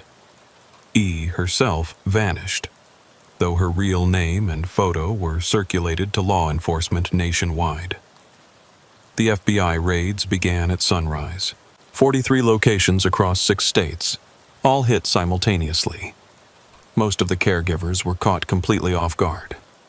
They found 17 more victims, all alive but in various states of abuse. Margaret Stern was arrested at her home in Chicago, where they found a basement converted into a medical facility with 4 elderly victims. She showed no remorse, insisting she'd done nothing wrong. "They needed care," she said during her interrogation. "I provided it. If they couldn't appreciate it, that was their failing, not mine." The trials would take years. The trauma to the victims would last lifetimes. But the network was broken. Clarence visited Elmer one last time before the case was handed fully to federal authorities. The old man was in a rehabilitation facility, slowly regaining his strength. "Thank you," Elmer said, gripping Clarence's hand. "You saved my life." "You saved yourself," Clarence replied. "You found the strength to signal for help." "Will they all be caught? The ones who did this?" "Most of them. Helen gave us everything we needed." Elmer was quiet for a moment. "She told me once that she envied me, said I got to be helpless to have someone else make all the decisions. She said that was freedom. She was wrong. I know, but officer, I think she was broken long before she broke me. That doesn't excuse it, but I pity her." As Clarence left the facility, he thought about Helen's words about caregivers, about the invisible burden they carried. It didn't justify what she'd done, nothing could. But it highlighted a failure in the system, a gap where the vulnerable on both sides could fall through. The wellness check that had started as routine had uncovered a nationwide horror. But it had also shown the importance of checking on the forgotten, the isolated, the invisible. Because sometimes a simple knock on the door could be the difference between life and a living death. 2 weeks after the raids, Clarence thought the case was closed. The FBI had taken over, arrests had been made, and victims were recovering. He'd returned to regular patrol duty, trying to forget the horrors he'd uncovered. But evil rarely stays buried. The call came at 3 a.m. on a Tuesday. Clarence was home, sound asleep, when his phone rang. Unknown number. "Hello?" Breathing. Slow, deliberate breathing. "Who is this?" "You missed one." The voice was elderly, female, trembling. "She's here. In my house. Please." The line went dead. Clarence sat up, fully awake. He called dispatch to trace the call, but it had come from a burner phone. No location, no caller ID. He was about to dismiss it as a prank when his phone buzzed with a text. A photo of an elderly woman tied to a wheelchair, a piece of paper held in front of her with today's date, and a message. "You missed one. M." Margaret Stern was in custody. This was someone else. Clarence called the FBI agent handling the case, Jennifer Park. "We have a problem." Within an hour, a task force was assembled. The photo was analyzed, but it had been scrubbed of metadata. The background showed only a generic living room, floral wallpaper, dated furniture, could be any of 1,000 homes in Iowa. "Helen's list had 43 names," Agent Park said. "We arrested 41. E escaped, and now this M. But Helen said that was everyone. Helen lied, or didn't know about M." They reviewed Helen's confession videos, looking for any mention of an M. Nothing.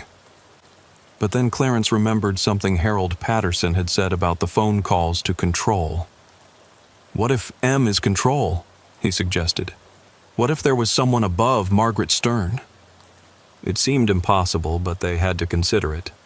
They arranged to interview Margaret, but she laughed when they mentioned M. "M? Oh, you poor fools. You really thought Helen knew everything? She was middle management at best." "Who is M?" Margaret smiled coldly. "The one who taught me everything. The original. The first one to realize what we could do with our skills, our access. But you'll never find her. She's a ghost. She has a hostage." Then that hostage is already dead. M doesn't take prisoners. She takes subjects, and her experiments are far more advanced than ours ever were. Clarence felt a chill. Experiments? We were playing at control. M studies it, documents it. She's been doing this for 30 years, officer. Long before the network, long before any of us. We were her students, and you've expelled the class. Now she has to teach the lesson herself. They pressed Margaret for more information, but she claimed not to know M's real name or location. She contacted us, never the other way around. Always different phones, different email addresses. Like I said, a ghost. That afternoon, another photo arrived. The same elderly woman, but now she was hooked up to multiple IVs, surrounded by medical equipment far more sophisticated than anything they'd found in the network's locations. A new message. Helen talked too much. This one won't.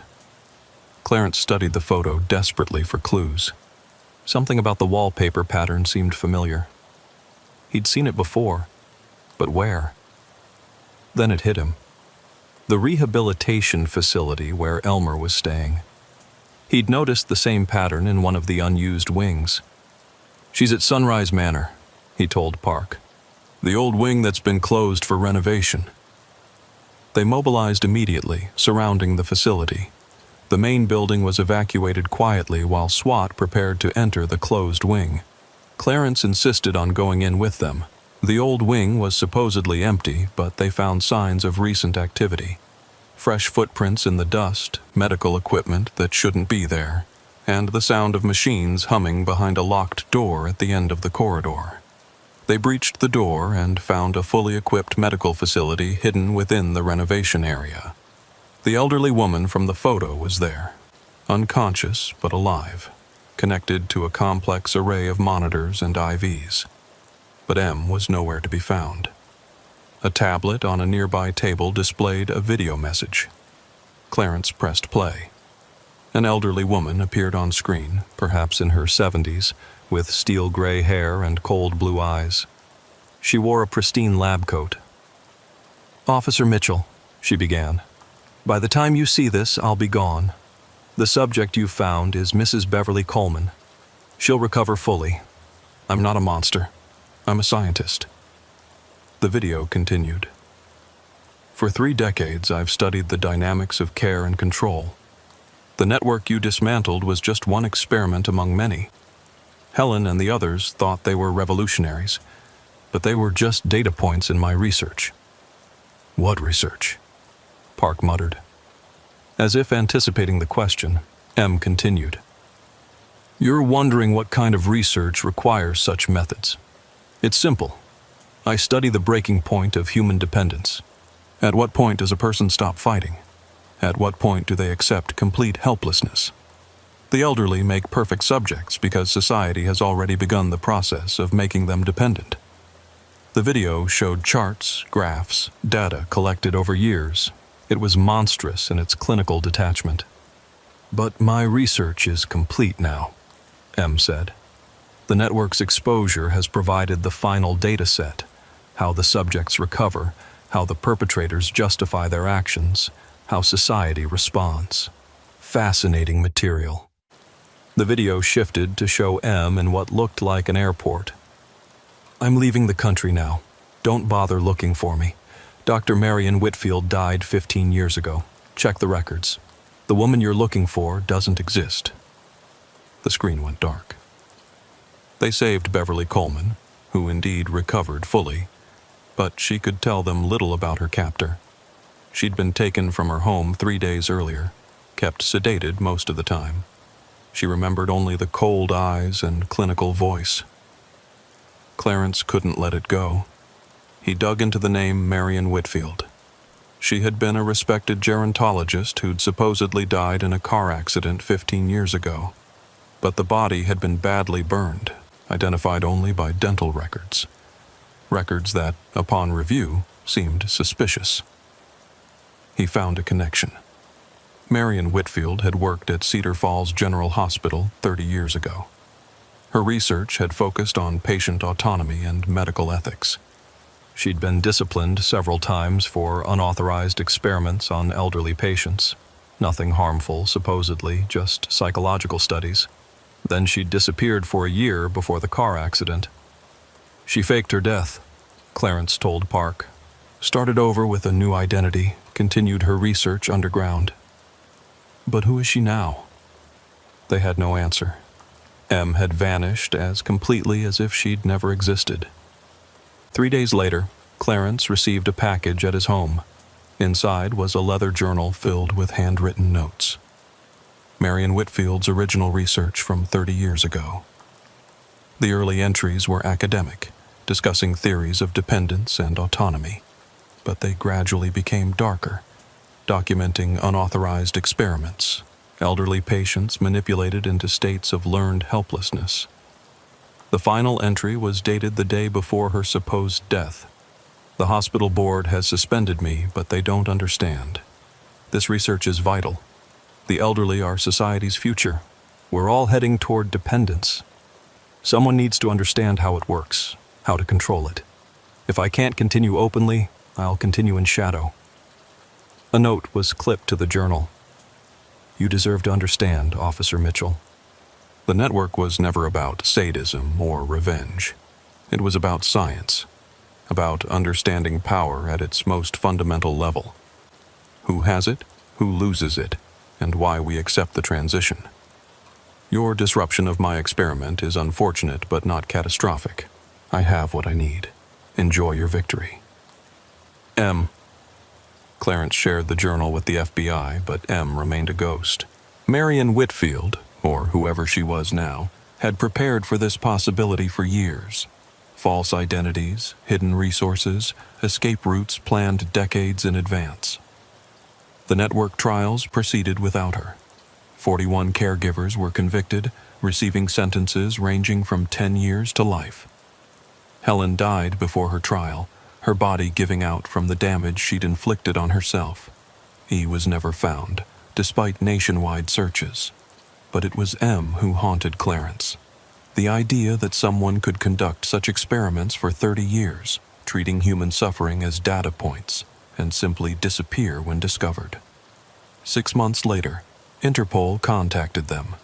An elderly woman in Switzerland had reported a suspicious caregiver who matched M's description. By the time authorities arrived, the caregiver was gone, but they found evidence of the same kind of experiments. Charts, graphs, elderly subjects kept in states of controlled dependence. A year later, similar reports came from Japan, then Australia. Always the same pattern: elderly victims, sophisticated medical control, clinical documentation, and always the perpetrator vanished before capture. Clarence realized the truth. M hadn't stopped. She'd simply moved her laboratory. The entire world was her experiment now, and she was still collecting data. He kept a photo of Marion Whitfield on his desk, a reminder that some evil was too intelligent, too prepared to catch, but also a reminder to stay vigilant, because M was still out there, still experimenting, still reducing human beings to data points in her twisted research. The wellness check that had started with Elmer had uncovered a network of horror. But worse, it had revealed that the network itself was just part of someone else's grand experiment, and that experimenter was still free, still working, still watching. Sometimes, late at night, Clarence wondered if M was observing him too. If his investigation, his successes and failures were just more data points in her research. The thought kept him awake, wondering if anyone was ever truly free from being someone else's subject. But he continued his work, checking on the vulnerable, protecting the forgotten. Because even if M was out there, turning suffering into science, someone had to stand against it. Someone had to remember that behind every data point was a human being who deserved dignity, autonomy, and freedom. The wellness check had become a war, and Clarence knew it was far from over. 5 years had passed since the network's collapse. Clarence had been promoted to detective, specializing in elder abuse cases. The Marion Whitfield case remained officially open but practically cold. M had become a ghost story told at law enforcement conferences, the one who got away. Clarence had almost made peace with it when Vivian Marsh called him.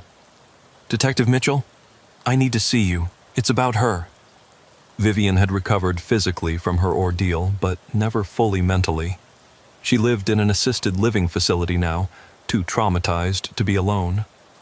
Clarence found her in the common room, hands trembling as she held a newspaper. "Look," she said, pointing to an obituary. "Dr. Sarah Henderson, pioneering geriatric researcher, dies at 78. Clarence read it. A distinguished career, numerous publications on elder care, founded 3 nursing homes. Nothing suspicious. "I don't understand, Mrs. Marsh." "The photo," Vivian whispered. "Look at her eyes."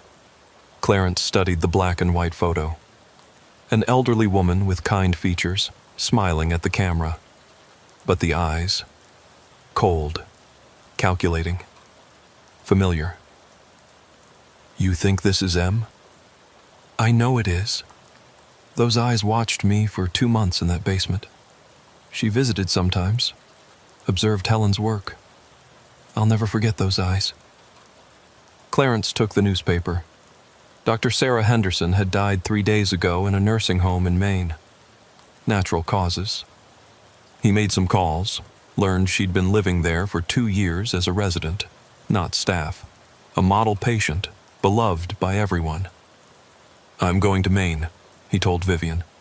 "Be careful," she said. "Even dead, she's dangerous."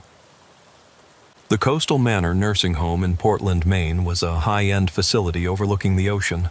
The director, Dr. James Powell, was happy to talk about their recently deceased resident. "Sarah was remarkable," he said. "Even with her advancing dementia, she retained such dignity." "Dementia?" "Oh yes, quite advanced. She'd been declining for 2 years. Toward the end, she didn't recognize anyone, couldn't speak coherently, but she never lost her sweetness." Clarence asked to see her room. It had been cleaned out, but something felt wrong. Too clean, too empty, as if someone had sanitized it beyond normal procedure. "Did Dr. Henderson have any visitors?"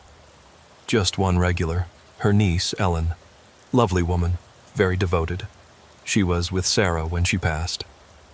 "Ellen, E. Is the niece still in town?" "I believe she's handling the estate. She's staying at Sarah's house on Elm Street." Clarence drove to the address, calling for backup on the way. The house was a modest Victorian, well-maintained but unremarkable. The front door was open. Inside, he found Ellen Morrison, E from the network, packing boxes. She didn't run when she saw him. Instead, she smiled sadly. "Detective Mitchell, I wondered when you'd come. You've been here the whole time? With her?" Ellen nodded. "She contacted me after I escaped, offered me a deal. Care for her in her final years, and she'd teach me everything she knew." "She was Marion Whitfield?" "Among other names. But yes." Ellen sat down heavily. "She was dying. Really dying this time. Pancreatic cancer. She needed someone who understood her work to be with her at the end." "Her work? You mean torturing the elderly?" "No," Ellen said firmly. "That's what we did. The network. We tortured. Marion studied. There's a difference, even if the methods looked the same." She led Clarence to the basement. Unlike the horror chambers they'd found before, this was a pristine laboratory. Filing cabinets lined the walls, each containing decades of research. 35 years of data, Ellen said.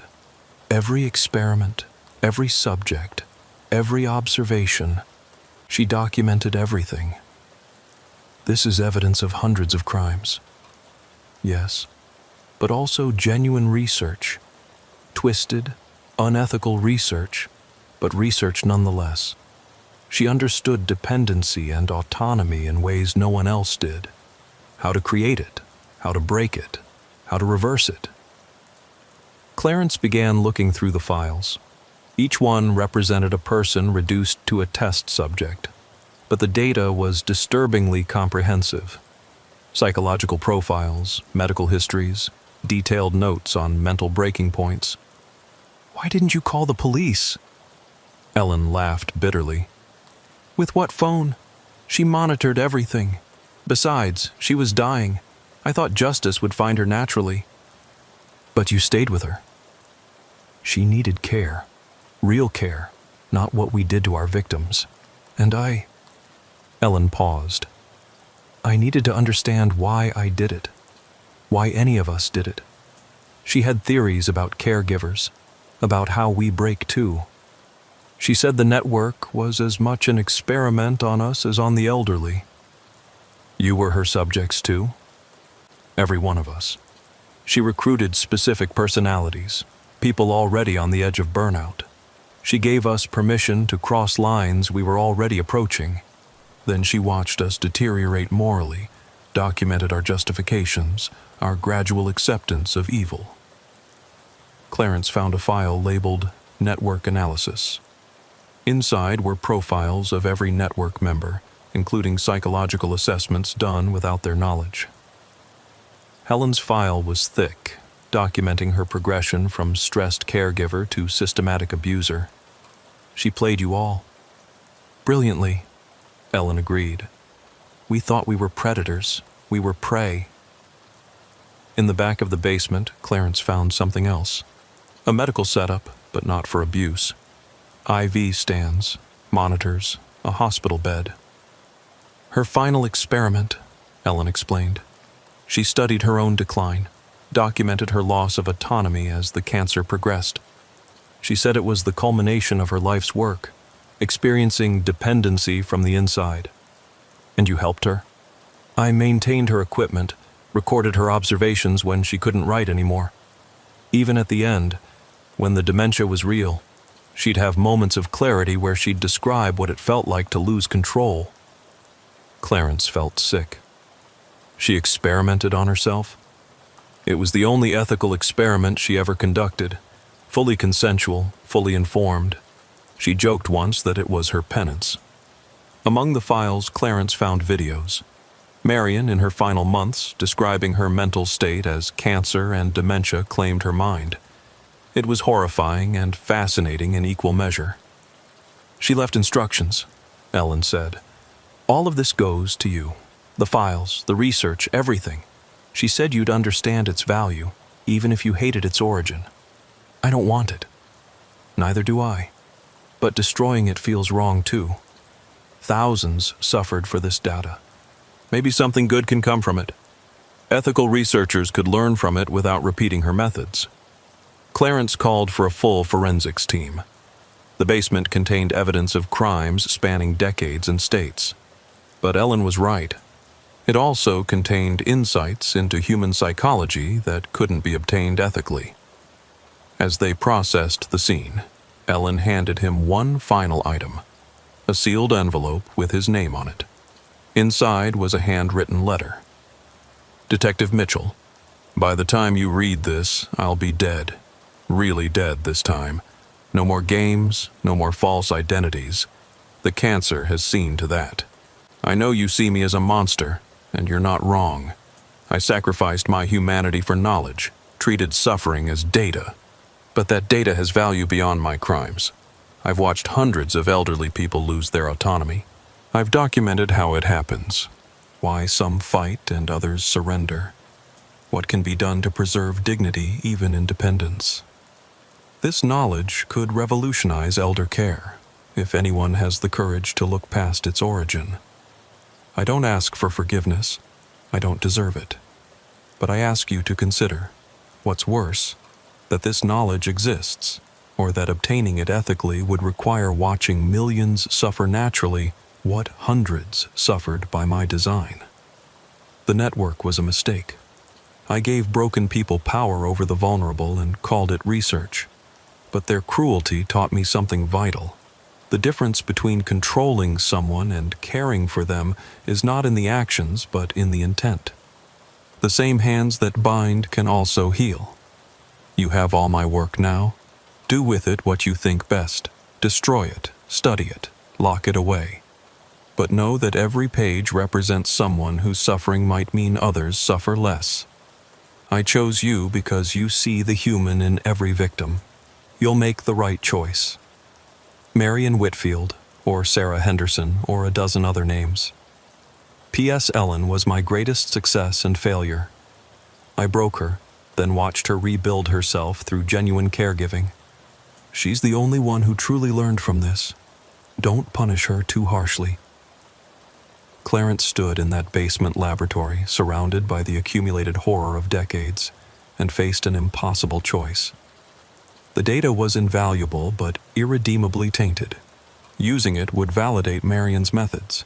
Destroying it would waste the suffering of her victims. Ellen was arrested but cooperative. She provided details about Marion's other identities, helping close dozens of cold cases.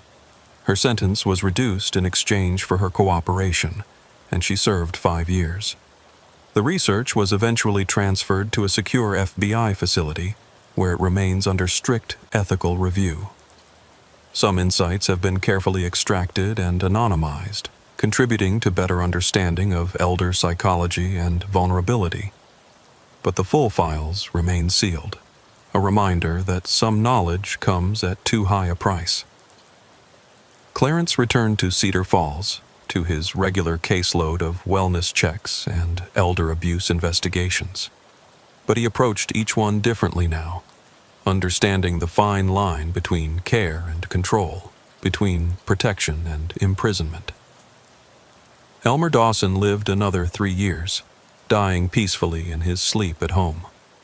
Before he died, he told Clarence something that stuck with him.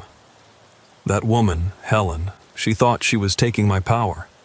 But every day I survived, every moment I held on to my mind despite the drugs, I was resisting. She never really controlled me. She just controlled my body. My spirit remained free. It was the one thing Marion Whitfield, for all her research, had never understood. You could document dependency, chart the breaking points of autonomy, reduce human suffering to data points and graphs.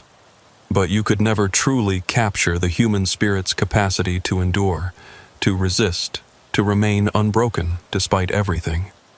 The wellness check that had started with a concerned neighbor had revealed a network of horror, a decades-long experiment in human suffering, and questions about the nature of knowledge itself.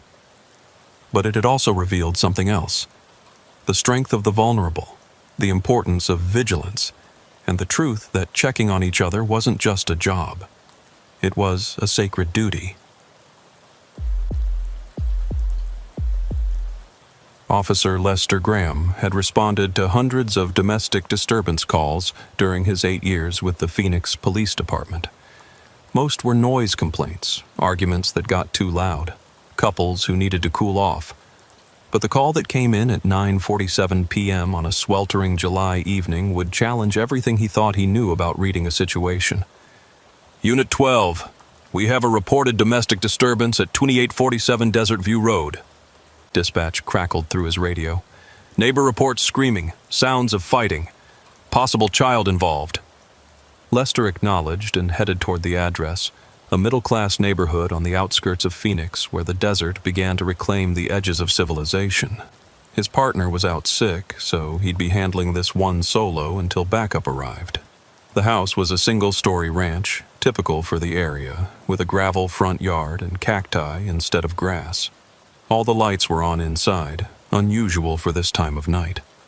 As Lester pulled up, he could hear raised voices from within, a man and woman arguing, and somewhere underneath, what sounded like a child crying. He called for backup, then approached the front door. Through the window, he could see movement, shadows passing back and forth rapidly. The arguing suddenly stopped. Lester knocked firmly. Phoenix Police. We received a complaint about a disturbance. Silence. Then whispered voices, urgent and hushed. The door opened partially, held by a chain. A man's face appeared in the gap. Earl Hoffman, according to the records Lester had pulled up en route. Mid-40s? Contractor. No criminal record. "Officer," Earl said, his voice strained but controlled. "Everything's fine here, just a disagreement that got a little loud." "I need to come in and make sure everyone's okay, Mr. Hoffman." "That's not necessary, we're fine." A woman appeared behind Earl, Dolores Hoffman, the wife. She was trying to smile, but Lester noticed her eyes were red from crying, and there was a fresh bruise forming on her cheek. "Ma'am, are you all right?" "Yes," Dolores said quickly, too quickly. "Just a misunderstanding." From somewhere in the house came a child's voice. "Mommy?" "That's our son, Billy," Earl said. "He's supposed to be in bed." Lester's instincts were screaming. Everything about this felt wrong. The forced casualness, Dolores's bruise, the way Earl was blocking the door.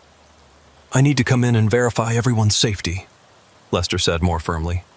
"Please open the door." Earl and Dolores exchanged a look. Something passed between them, a silent communication that made Lester's hand drift toward his weapon. "Of course, officer," Earl finally said, unhooking the chain. The living room was in disarray. A lamp was knocked over, magazines scattered across the floor, a picture frame lying face down with glass shattered around it. But what caught Lester's attention was the child. Billy, who looked about 7, was standing in the hallway. His pajamas were clean, his face unmarked, but his eyes. There was something in his eyes that didn't belong on a child's face. Not fear, exactly, but a kind of watchful calculation. "Hey, buddy," Lester said gently. "Everything okay?" Billy looked at his parents before answering. "Yes, sir. Mommy and Daddy were just playing." "Playing?" "They play rough sometimes," Billy said matter-of-factly. Dolores moved quickly to the boy, putting her arms around him. "Billy needs to go back to bed." "In a moment," Lester said. "Mrs. Hoffman, can I speak with you privately?" "Whatever you need to say, you can say in front of my husband," Dolores replied, but her grip on Billy tightened. "It's protocol, ma'am. Just for a moment." Earl stepped forward. "She said no. We've been cooperative, officer, but this is harassment." Lester noticed Earl's knuckles were scraped and bloody. "Sir, your hands—" "I was fixing the fence earlier. Caught them on a nail." Everything they said had an answer, an explanation, but none of it felt right. The bruise on Dolores's face was fresh, probably less than an hour old. The destruction in the living room suggested violence, not just arguing. "Mrs. Hoffman, did your husband hit you?" "No," Dolores said immediately. "I fell. I tripped over Billy's toys and hit my face on the coffee table." Billy nodded eagerly. "I left my trucks out. It was my fault." The boy's readiness to take blame set off another alarm in Lester's head. This was rehearsed, scripted. "Billy, why don't you show me your room?" Lester suggested. "He needs to sleep," Earl said, moving between Lester and his son. "It'll just take a minute."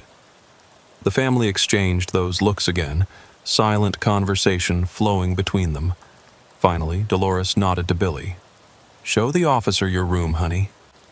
Billy led Lester down the hallway. His room was pristine, almost unusually so for a 7-year-old. Toys were neatly arranged, bed perfectly made. On the wall were drawings, typical kid stuff mostly, but one caught Lester's eye.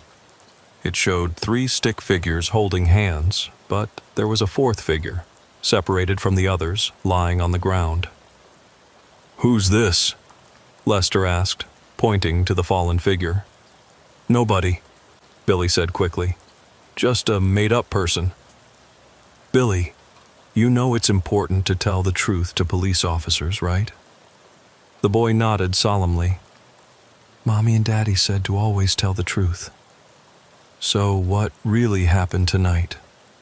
Billy glanced toward the door where his parents were hovering, just out of sight but clearly listening. "Mommy and Daddy were arguing about dinner. Mommy burned it. Daddy got upset. Then Mommy fell." The words came out robotically, like he was reciting lines. "Billy, are you scared?" For just a moment, the mask slipped. The boy's eyes filled with tears, but then he blinked and the emotion was gone, replaced by that unsettling calm. "No, sir. I'm not scared. We're a happy family." Lester returned to the living room where Earl and Dolores were standing exactly where he'd left them, like mannequins. "I think it would be best if you folks separated for the night," Lester said. "Mr. Hoffman, do you have somewhere you can stay?" "That won't be necessary," Earl said coldly. "We're fine." "Sir, I'm seeing signs of domestic violence." "You're seeing a family that had an argument," Earl interrupted. "My wife told you she fell. My son confirmed it. Unless you have evidence of a crime, I'd like you to leave our home." Technically, Earl was right.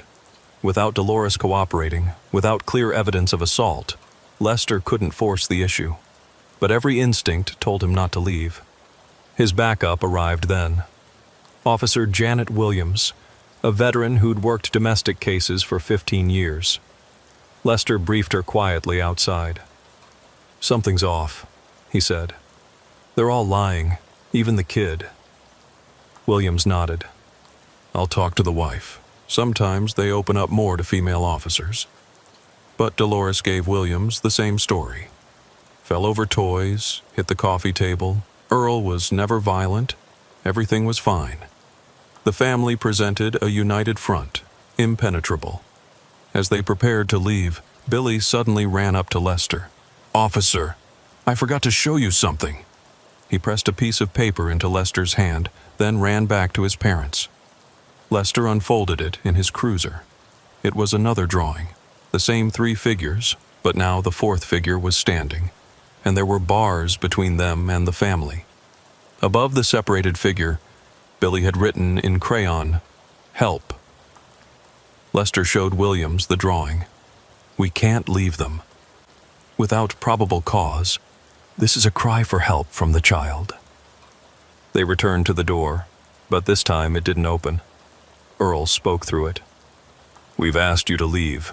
You need a warrant to come back." "Mr. Hoffman, your son gave me something that concerns me." "My son has an active imagination. Good night, officers." They had no choice but to leave. But Lester couldn't shake the feeling that they were abandoning someone who needed help. He ran a deeper background check when he got back to the station. Earl Hoffman, clean record. Dolores Hoffman, née Patterson, clean except... Wait. There was a missing person report from 5 years ago, filed by her sister in California. It had been withdrawn 2 days later with a note that Dolores had been found safe.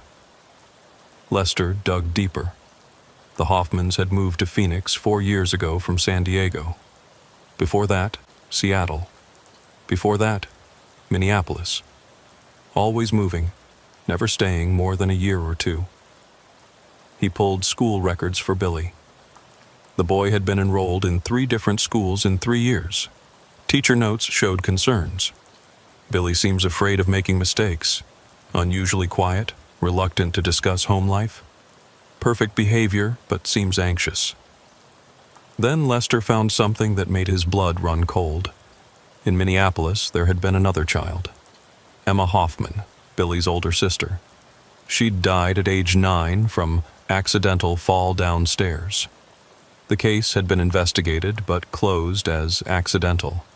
The drawing Billy had made suddenly took on new meaning. The 4th figure wasn't separated. They were gone. Lester called Child Protective Services, but they couldn't act on a drawing and old concerns. He needed more. The next morning, he parked outside Billy's school. When Dolores dropped him off, Lester noticed she was wearing long sleeves despite the 100-degree heat. Billy saw his cruiser and their eyes met for a moment. The boy mouthed something that looked like, "Please." That afternoon, Lester got a call from dispatch, another domestic disturbance at the Hoffman house. This time, the neighbor reported hearing glass breaking and a child screaming. Lester raced to the scene, Williams right behind him. This time, they weren't taking no for an answer. The front door was locked, but they could hear chaos inside. Crashing, screaming, Billy crying. Probable cause established. "Phoenix Police, we're coming in!" Lester kicked the door.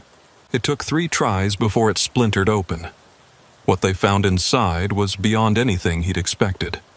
The living room was destroyed. Furniture overturned, holes punched in walls, blood on the floor. But Earl and Dolores were standing calmly in the middle of it all, holding hands. Billy was nowhere to be seen. "Where's your son?" Lester demanded, weapon drawn. "In his room," Dolores said serenely. "He's safe." "Mrs. Hoffman, you're bleeding." Blood was running down her arm, soaking through her sleeve. "It's nothing." Lester kept his weapon on Earl while Williams went to find Billy. She returned moments later, her face pale. "The boy's room is empty. Windows open." Earl and Dolores didn't react. They just stood there, holding hands, smiling. "Where is Billy?" Lester shouted. "He's safe," Earl repeated. "We made sure of that." "What did you do?" Dolores tilted her head. "We did what we had to do, what we always do when things get too complicated." Lester noticed something then. Pill bottles on the kitchen counter, empty. A lot of them. "Call paramedics," he told Williams. "They've taken something." As Williams made the call, Earl spoke dreamily. "You don't understand. Billy isn't our son. Not really. He's something else. Something that came to us after Emma died." "What are you talking about?" "He knows things," Dolores said, her words starting to slur. "Things he shouldn't know. About Emma. About what we did." "What did you do to Emma?" "She was going to tell," Earl said, swaying slightly. "About the discipline. About the punishments. We couldn't let her destroy our family."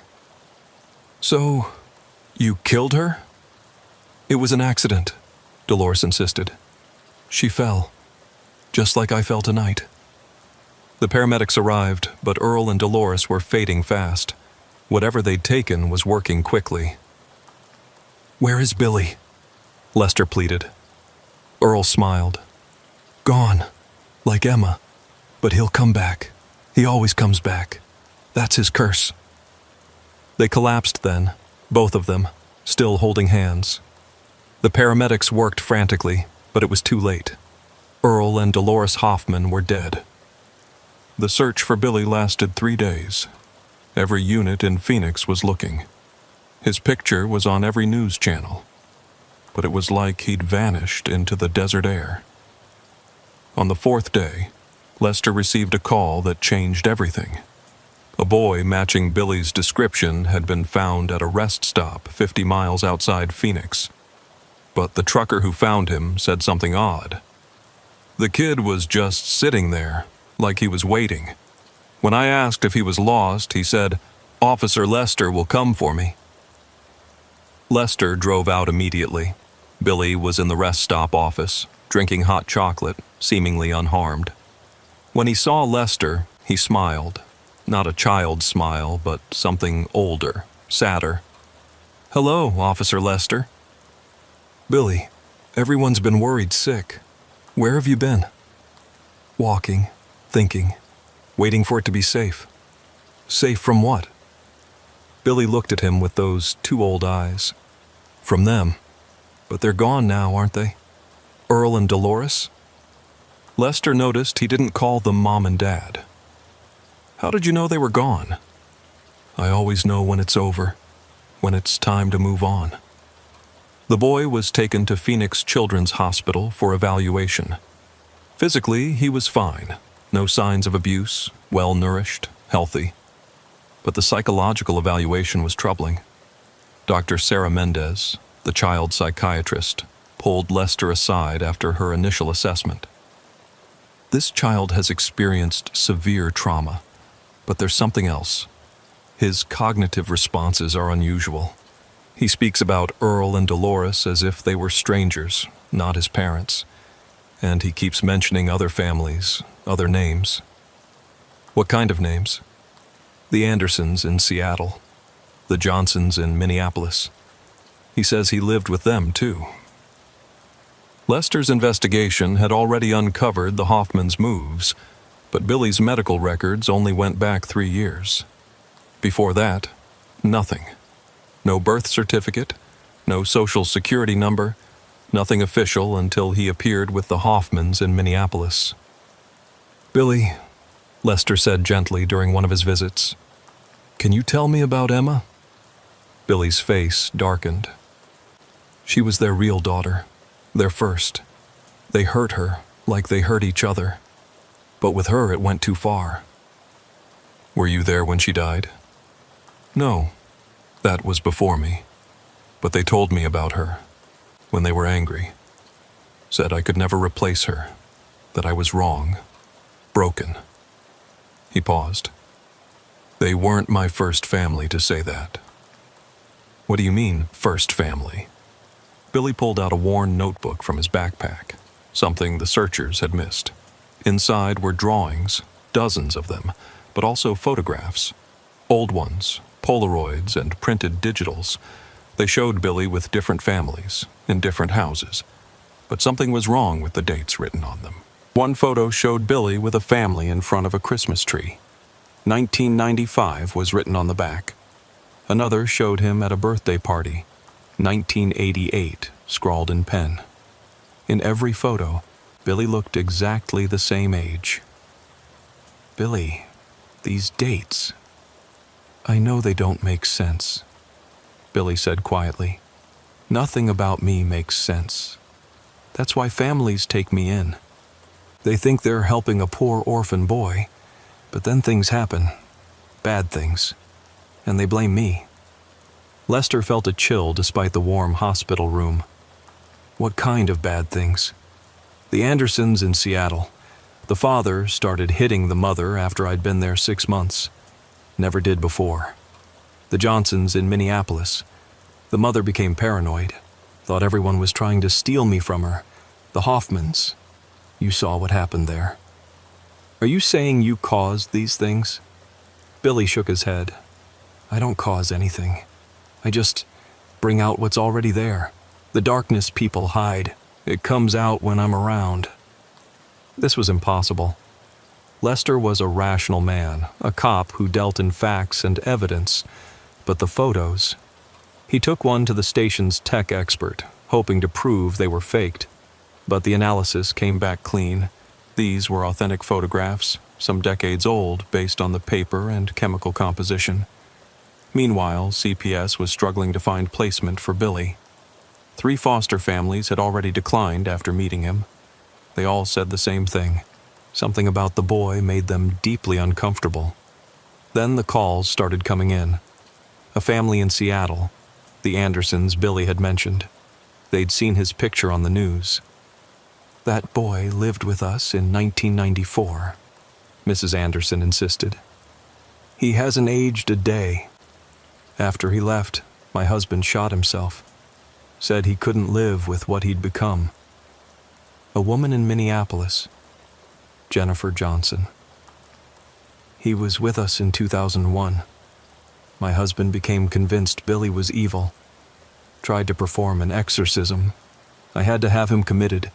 He's still in the psychiatric ward." More calls, more families, going back decades. Always the same story. A boy who didn't age, families that fell apart, violence that erupted from nowhere. Lester visited Billy again, armed with this information. "How old are you really, Billy?" The boy looked out the window for a long moment. "I stopped counting after 50 years. "That's impossible." "Is it? You've seen the photos. You've talked to the families." "There has to be an explanation." Billy turned to him with those ancient eyes in that child's face. "Officer Lester, what would you do if you couldn't grow up? If you were stuck watching families take you in, love you, then slowly destroy themselves? Would you try to help? Run away? Or would you eventually just accept it? Why don't you age?" "I don't know. I remember being normal once, long ago. I had a real family. Then something happened, An illness. An accident. I can't remember clearly. I woke up in a hospital, and time just stopped for me. Dr. Mendez had run every test imaginable. Billy's cells showed no signs of aging. His telomeres didn't shorten. His metabolism was unlike anything in medical literature. It was scientifically impossible, yet undeniable. The families that take you in, why do they become violent? Billy pulled his knees to his chest, suddenly looking like the child he appeared to be. I think it's because I'm wrong, an anomaly. People sense it subconsciously. It brings out their worst instincts, protectiveness that becomes possession, fear that becomes anger, love that becomes obsession. The Hoffmans killed their daughter before you came to them. Yes, they were already broken. I thought maybe a family that had already fallen apart wouldn't be affected. I was wrong. I made them worse. Lester thought about the domestic disturbance call, how perfectly orchestrated the family's lies had been, how they'd worked together to hide the truth even while destroying each other. They were protecting you. In their twisted way, yes. They thought if you took me, I'd reveal what they did to Emma. But also, I think part of them genuinely cared about me. That's what made it worse. The love and the violence got all mixed up. That evening, Lester got a call from Dr. Mendez. We have a problem. Billy's gone. He'd walked out of the hospital, somehow bypassing security cameras and locked doors. A nurse reported seeing him in the parking lot, but when security arrived, he'd vanished. 3 days later, a report came in from Albuquerque. A boy matching Billy's description had been taken in by a family who found him at a bus stop. The Hendersons, a middle-aged couple with no children of their own. Lester drove to Albuquerque immediately. The Hendersons were a normal couple, teachers, both of them, kind-hearted people who couldn't stand to see a child alone. He said his name was Timothy, Mrs. Henderson explained. Said he'd run away from foster care. Where is he now? In his room. Such a sweet boy, but... She hesitated. My husband and I have been arguing since he arrived. Little things, but getting worse. It's not like us. Lester found Billy Timothy in a small bedroom, drawing. The picture showed a house with happy people outside and darkness pressing against the windows. You can't keep doing this, Lester said. What else can I do? Billy asked without looking up. I need somewhere to live. I'm still 7 years old in every way that matters. I need food, shelter, care. But you destroy every family that takes you in. Not destroy. Reveal. I show them what they really are underneath. He finally looked up. The Hendersons seem nice. Maybe they're strong enough. And if they're not, then I'll move on, like I always do. Lester wanted to arrest him, to stop him, but for what? Being a child? Having an impossible condition? He had no authority here, no jurisdiction, no crime to charge. Let me help you, Lester said. There must be somewhere safe for you. Billy smiled sadly. Where? A laboratory where they'll study me? An institution where they'll contain me? I've tried those. They're worse than the families. Over the next 2 weeks, Lester watched from a distance as the Hendersons began to change. Mr. Henderson became possessive, following Billy everywhere. Mrs. Henderson started drinking, something she'd never done before. They fought constantly, always about Billy. Was he safe enough, loved enough, disciplined enough? Then came the inevitable call. Domestic disturbance at the Henderson residence. When Lester arrived, he found a familiar scene. Broken furniture, tears, accusations. But this time, Billy was standing in the middle of it all, not hiding. Stop, the boy said to the Hendersons, and they did. This is what I am. This is what I do. I'm poison to families. You need to let me go. Mrs. Henderson was sobbing. We just wanted to help you. I know. That's what makes it worse. Billy walked out with Lester, leaving the Hendersons broken but alive. In the car, he was quiet for a long time. I tried to die once, he finally said. Jumped off a bridge. Woke up in the morgue 3 days later. The family that had me then thought I was a demon after that. What are you? Cursed? Sick? A medical miracle? Does it matter? I am what I am. A child who can't grow up, who brings out the worst in those who try to love me. There has to be a way to break this cycle. Billy looked out the window at the passing desert. Officer Lester, you have a family, a wife, 2 daughters. I've seen the photos on your desk. Lester's hands tightened on the steering wheel. Yes. Do you love them? More than anything. Then stay away from me. Don't try to help. Don't try to save me. Because if you take me in, even temporarily, I'll destroy them too. That's not a threat. It's just what happens. They drove in silence until they reached the Phoenix city limits. Billy asked to be let out at a bus station. I can't just leave you here. Yes, you can. You have to. Billy pulled out his notebook, tore out a page. This is every family I remember, every incident. Give it to someone who might understand. Maybe someday they'll figure out what I am. Billy. My name isn't Billy. It hasn't been Billy for 40 years. I don't remember my real name anymore. He walked into the bus station, small and alone, a child who would never grow up, carrying a curse he didn't understand. Lester watched him go, knowing he should stop him, knowing he couldn't. The page Billy had given him contained over 100 names, dates going back to the 1940s. Each entry ended the same way. Family destroyed. Moved on. 6 months passed before Lester heard about Billy again.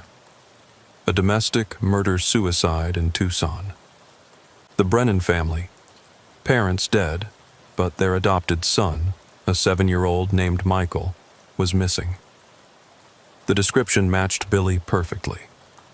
This time, Lester didn't wait for official channels.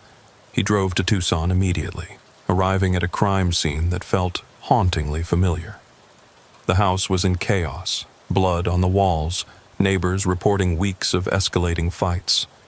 And in the child's room, he found the drawings. The same style, the same themes of families separating, darkness creeping in.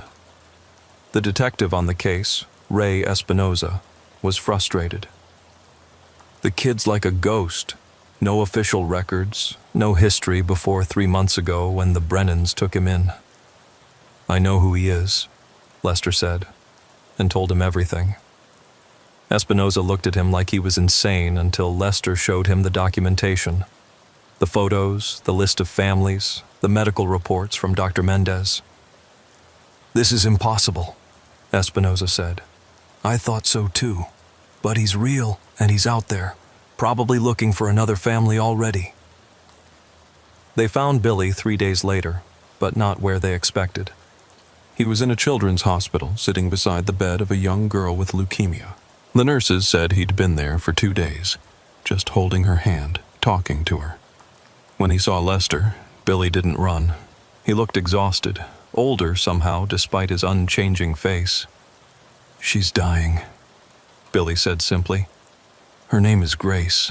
Her family abandoned her when they couldn't afford the treatment. She's been alone for weeks. Billy, the Brennans. I know. I felt it happening. The father had PTSD from Iraq, never treated. The mother was bipolar, off her medication. They hid it well, even from each other, until I came along. You have to stop this. I tried something different this time, Billy said, still holding Grace's hand. I thought maybe if I was around someone already dying, already broken, I couldn't make it worse. And? Billy looked at the machines keeping Grace alive. She's peaceful when I'm here. The nurses say she sleeps better, seems less afraid. Maybe I don't poison everyone. Maybe it's only the healthy ones, the ones pretending to be whole." Grace's eyes fluttered open. She smiled at Billy. "You came back. I promised I would." Lester watched them, this impossible child and this dying girl, and saw something he hadn't seen before. Billy at peace. "How long has she got?" Lester asked a nurse.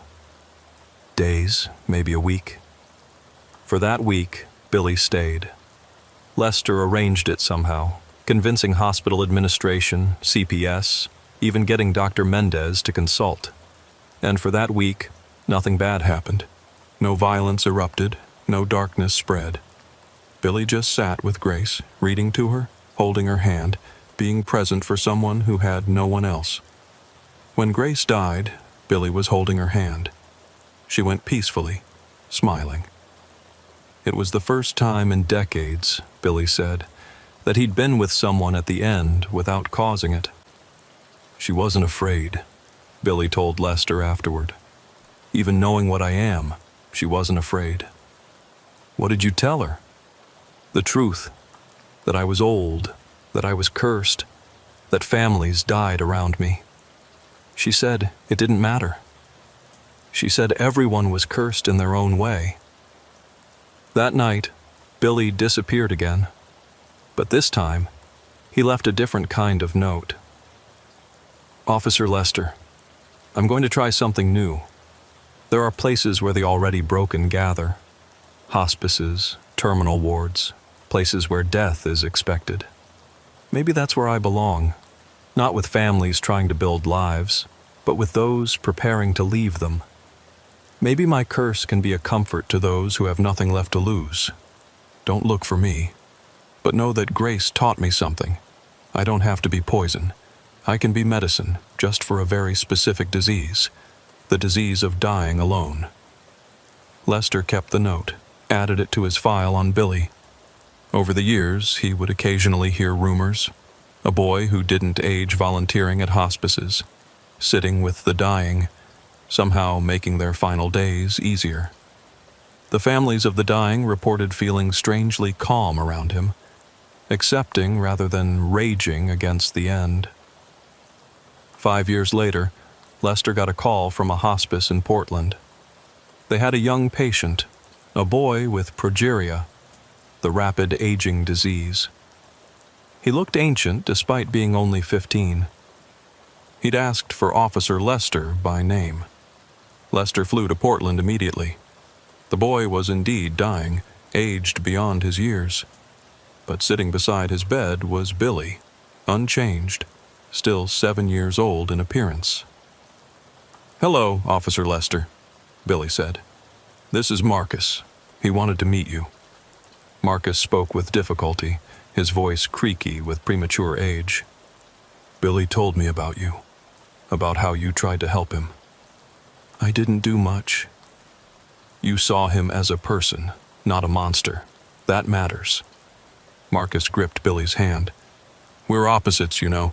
He can't age, I age too fast, but we understand each other." Over the next 3 days, Lester watched Billy care for Marcus. There was no darkness, no violence, just two children caught in impossible bodies, finding comfort in their shared curse. When Marcus died, Billy grieved. Real tears, real sorrow. It was the most human Lester had ever seen him. "I can feel it when they go," Billy said. "Each one takes a piece of something dark with them, like they're absolving me, one death at a time." "How many?" "Hundreds now, maybe thousands. I don't count anymore. I just sit with them, hold their hands, prove they're not alone." "And families? Do you ever try again?" Billy shook his head. "That part of me is broken. I can comfort the dying, but I destroy the living. It's my nature." "That's not true. You didn't destroy me." Billy smiled sadly. "Because you kept your distance. You never tried to save me. just to understand me. That's why you survived." Before leaving Portland, Lester asked one last question. "Do you remember your real name yet?" Billy thought for a long moment. "James, I think it was James. James Hartley from a farm in Iowa. But that was 1943. That boy is as dead as the families I've destroyed." Lester never saw Billy again, but he kept tabs on the rumors. A child who appeared at hospices and terminal wards across the country. Never staying long, never aging, always moving on. Some called him an angel, others a ghost. The medical community occasionally tried to study him, but he always vanished before they could. One day, 15 years after their first meeting, Lester received a package. Inside was a photo, Billy standing with a group of hospice workers, all smiling. On the back was written, "Found my family. They die and are replaced, but they all understand. I'm not poison here. I'm peace. Thank you for not giving up on me, even when I'd given up on myself. James, Billy." Lester framed the photo, kept it on his desk next to pictures of his own family. When other officers asked about it, he'd just say it was a kid he'd helped once, which was true in a way. The domestic disturbance call that had started with the Hoffmans had led to an impossible discovery. A child frozen in time, cursed to destroy families who had found redemption in comforting the dying. It wasn't a happy ending, but it was an ending with purpose. Lester retired 5 years later, but he never forgot Billy James. Sometimes, late at night, he'd wonder if the boy was still out there, still 7 years old, still holding the hands of the dying, still carrying his impossible burden. The last report Lester heard was from a hospice in Maine. A 7-year-old boy had spent 3 months there, sitting with dozens of patients as they passed. The staff said he brought a strange peace to the ward, that death seemed less frightening when he was around. Then, as always, he vanished, moving on to the next place where death waited, where his curse became a blessing, where a child who couldn't grow old helped others face the ultimate transition. The domestic disturbance had revealed something beyond crime or abuse. It had shown Lester that sometimes the real monsters were the normal families, and sometimes the real angels were the cursed children who exposed them. Billy had been both victim and catalyst, poison and medicine, a child and an ancient soul. And somewhere out there, he still was.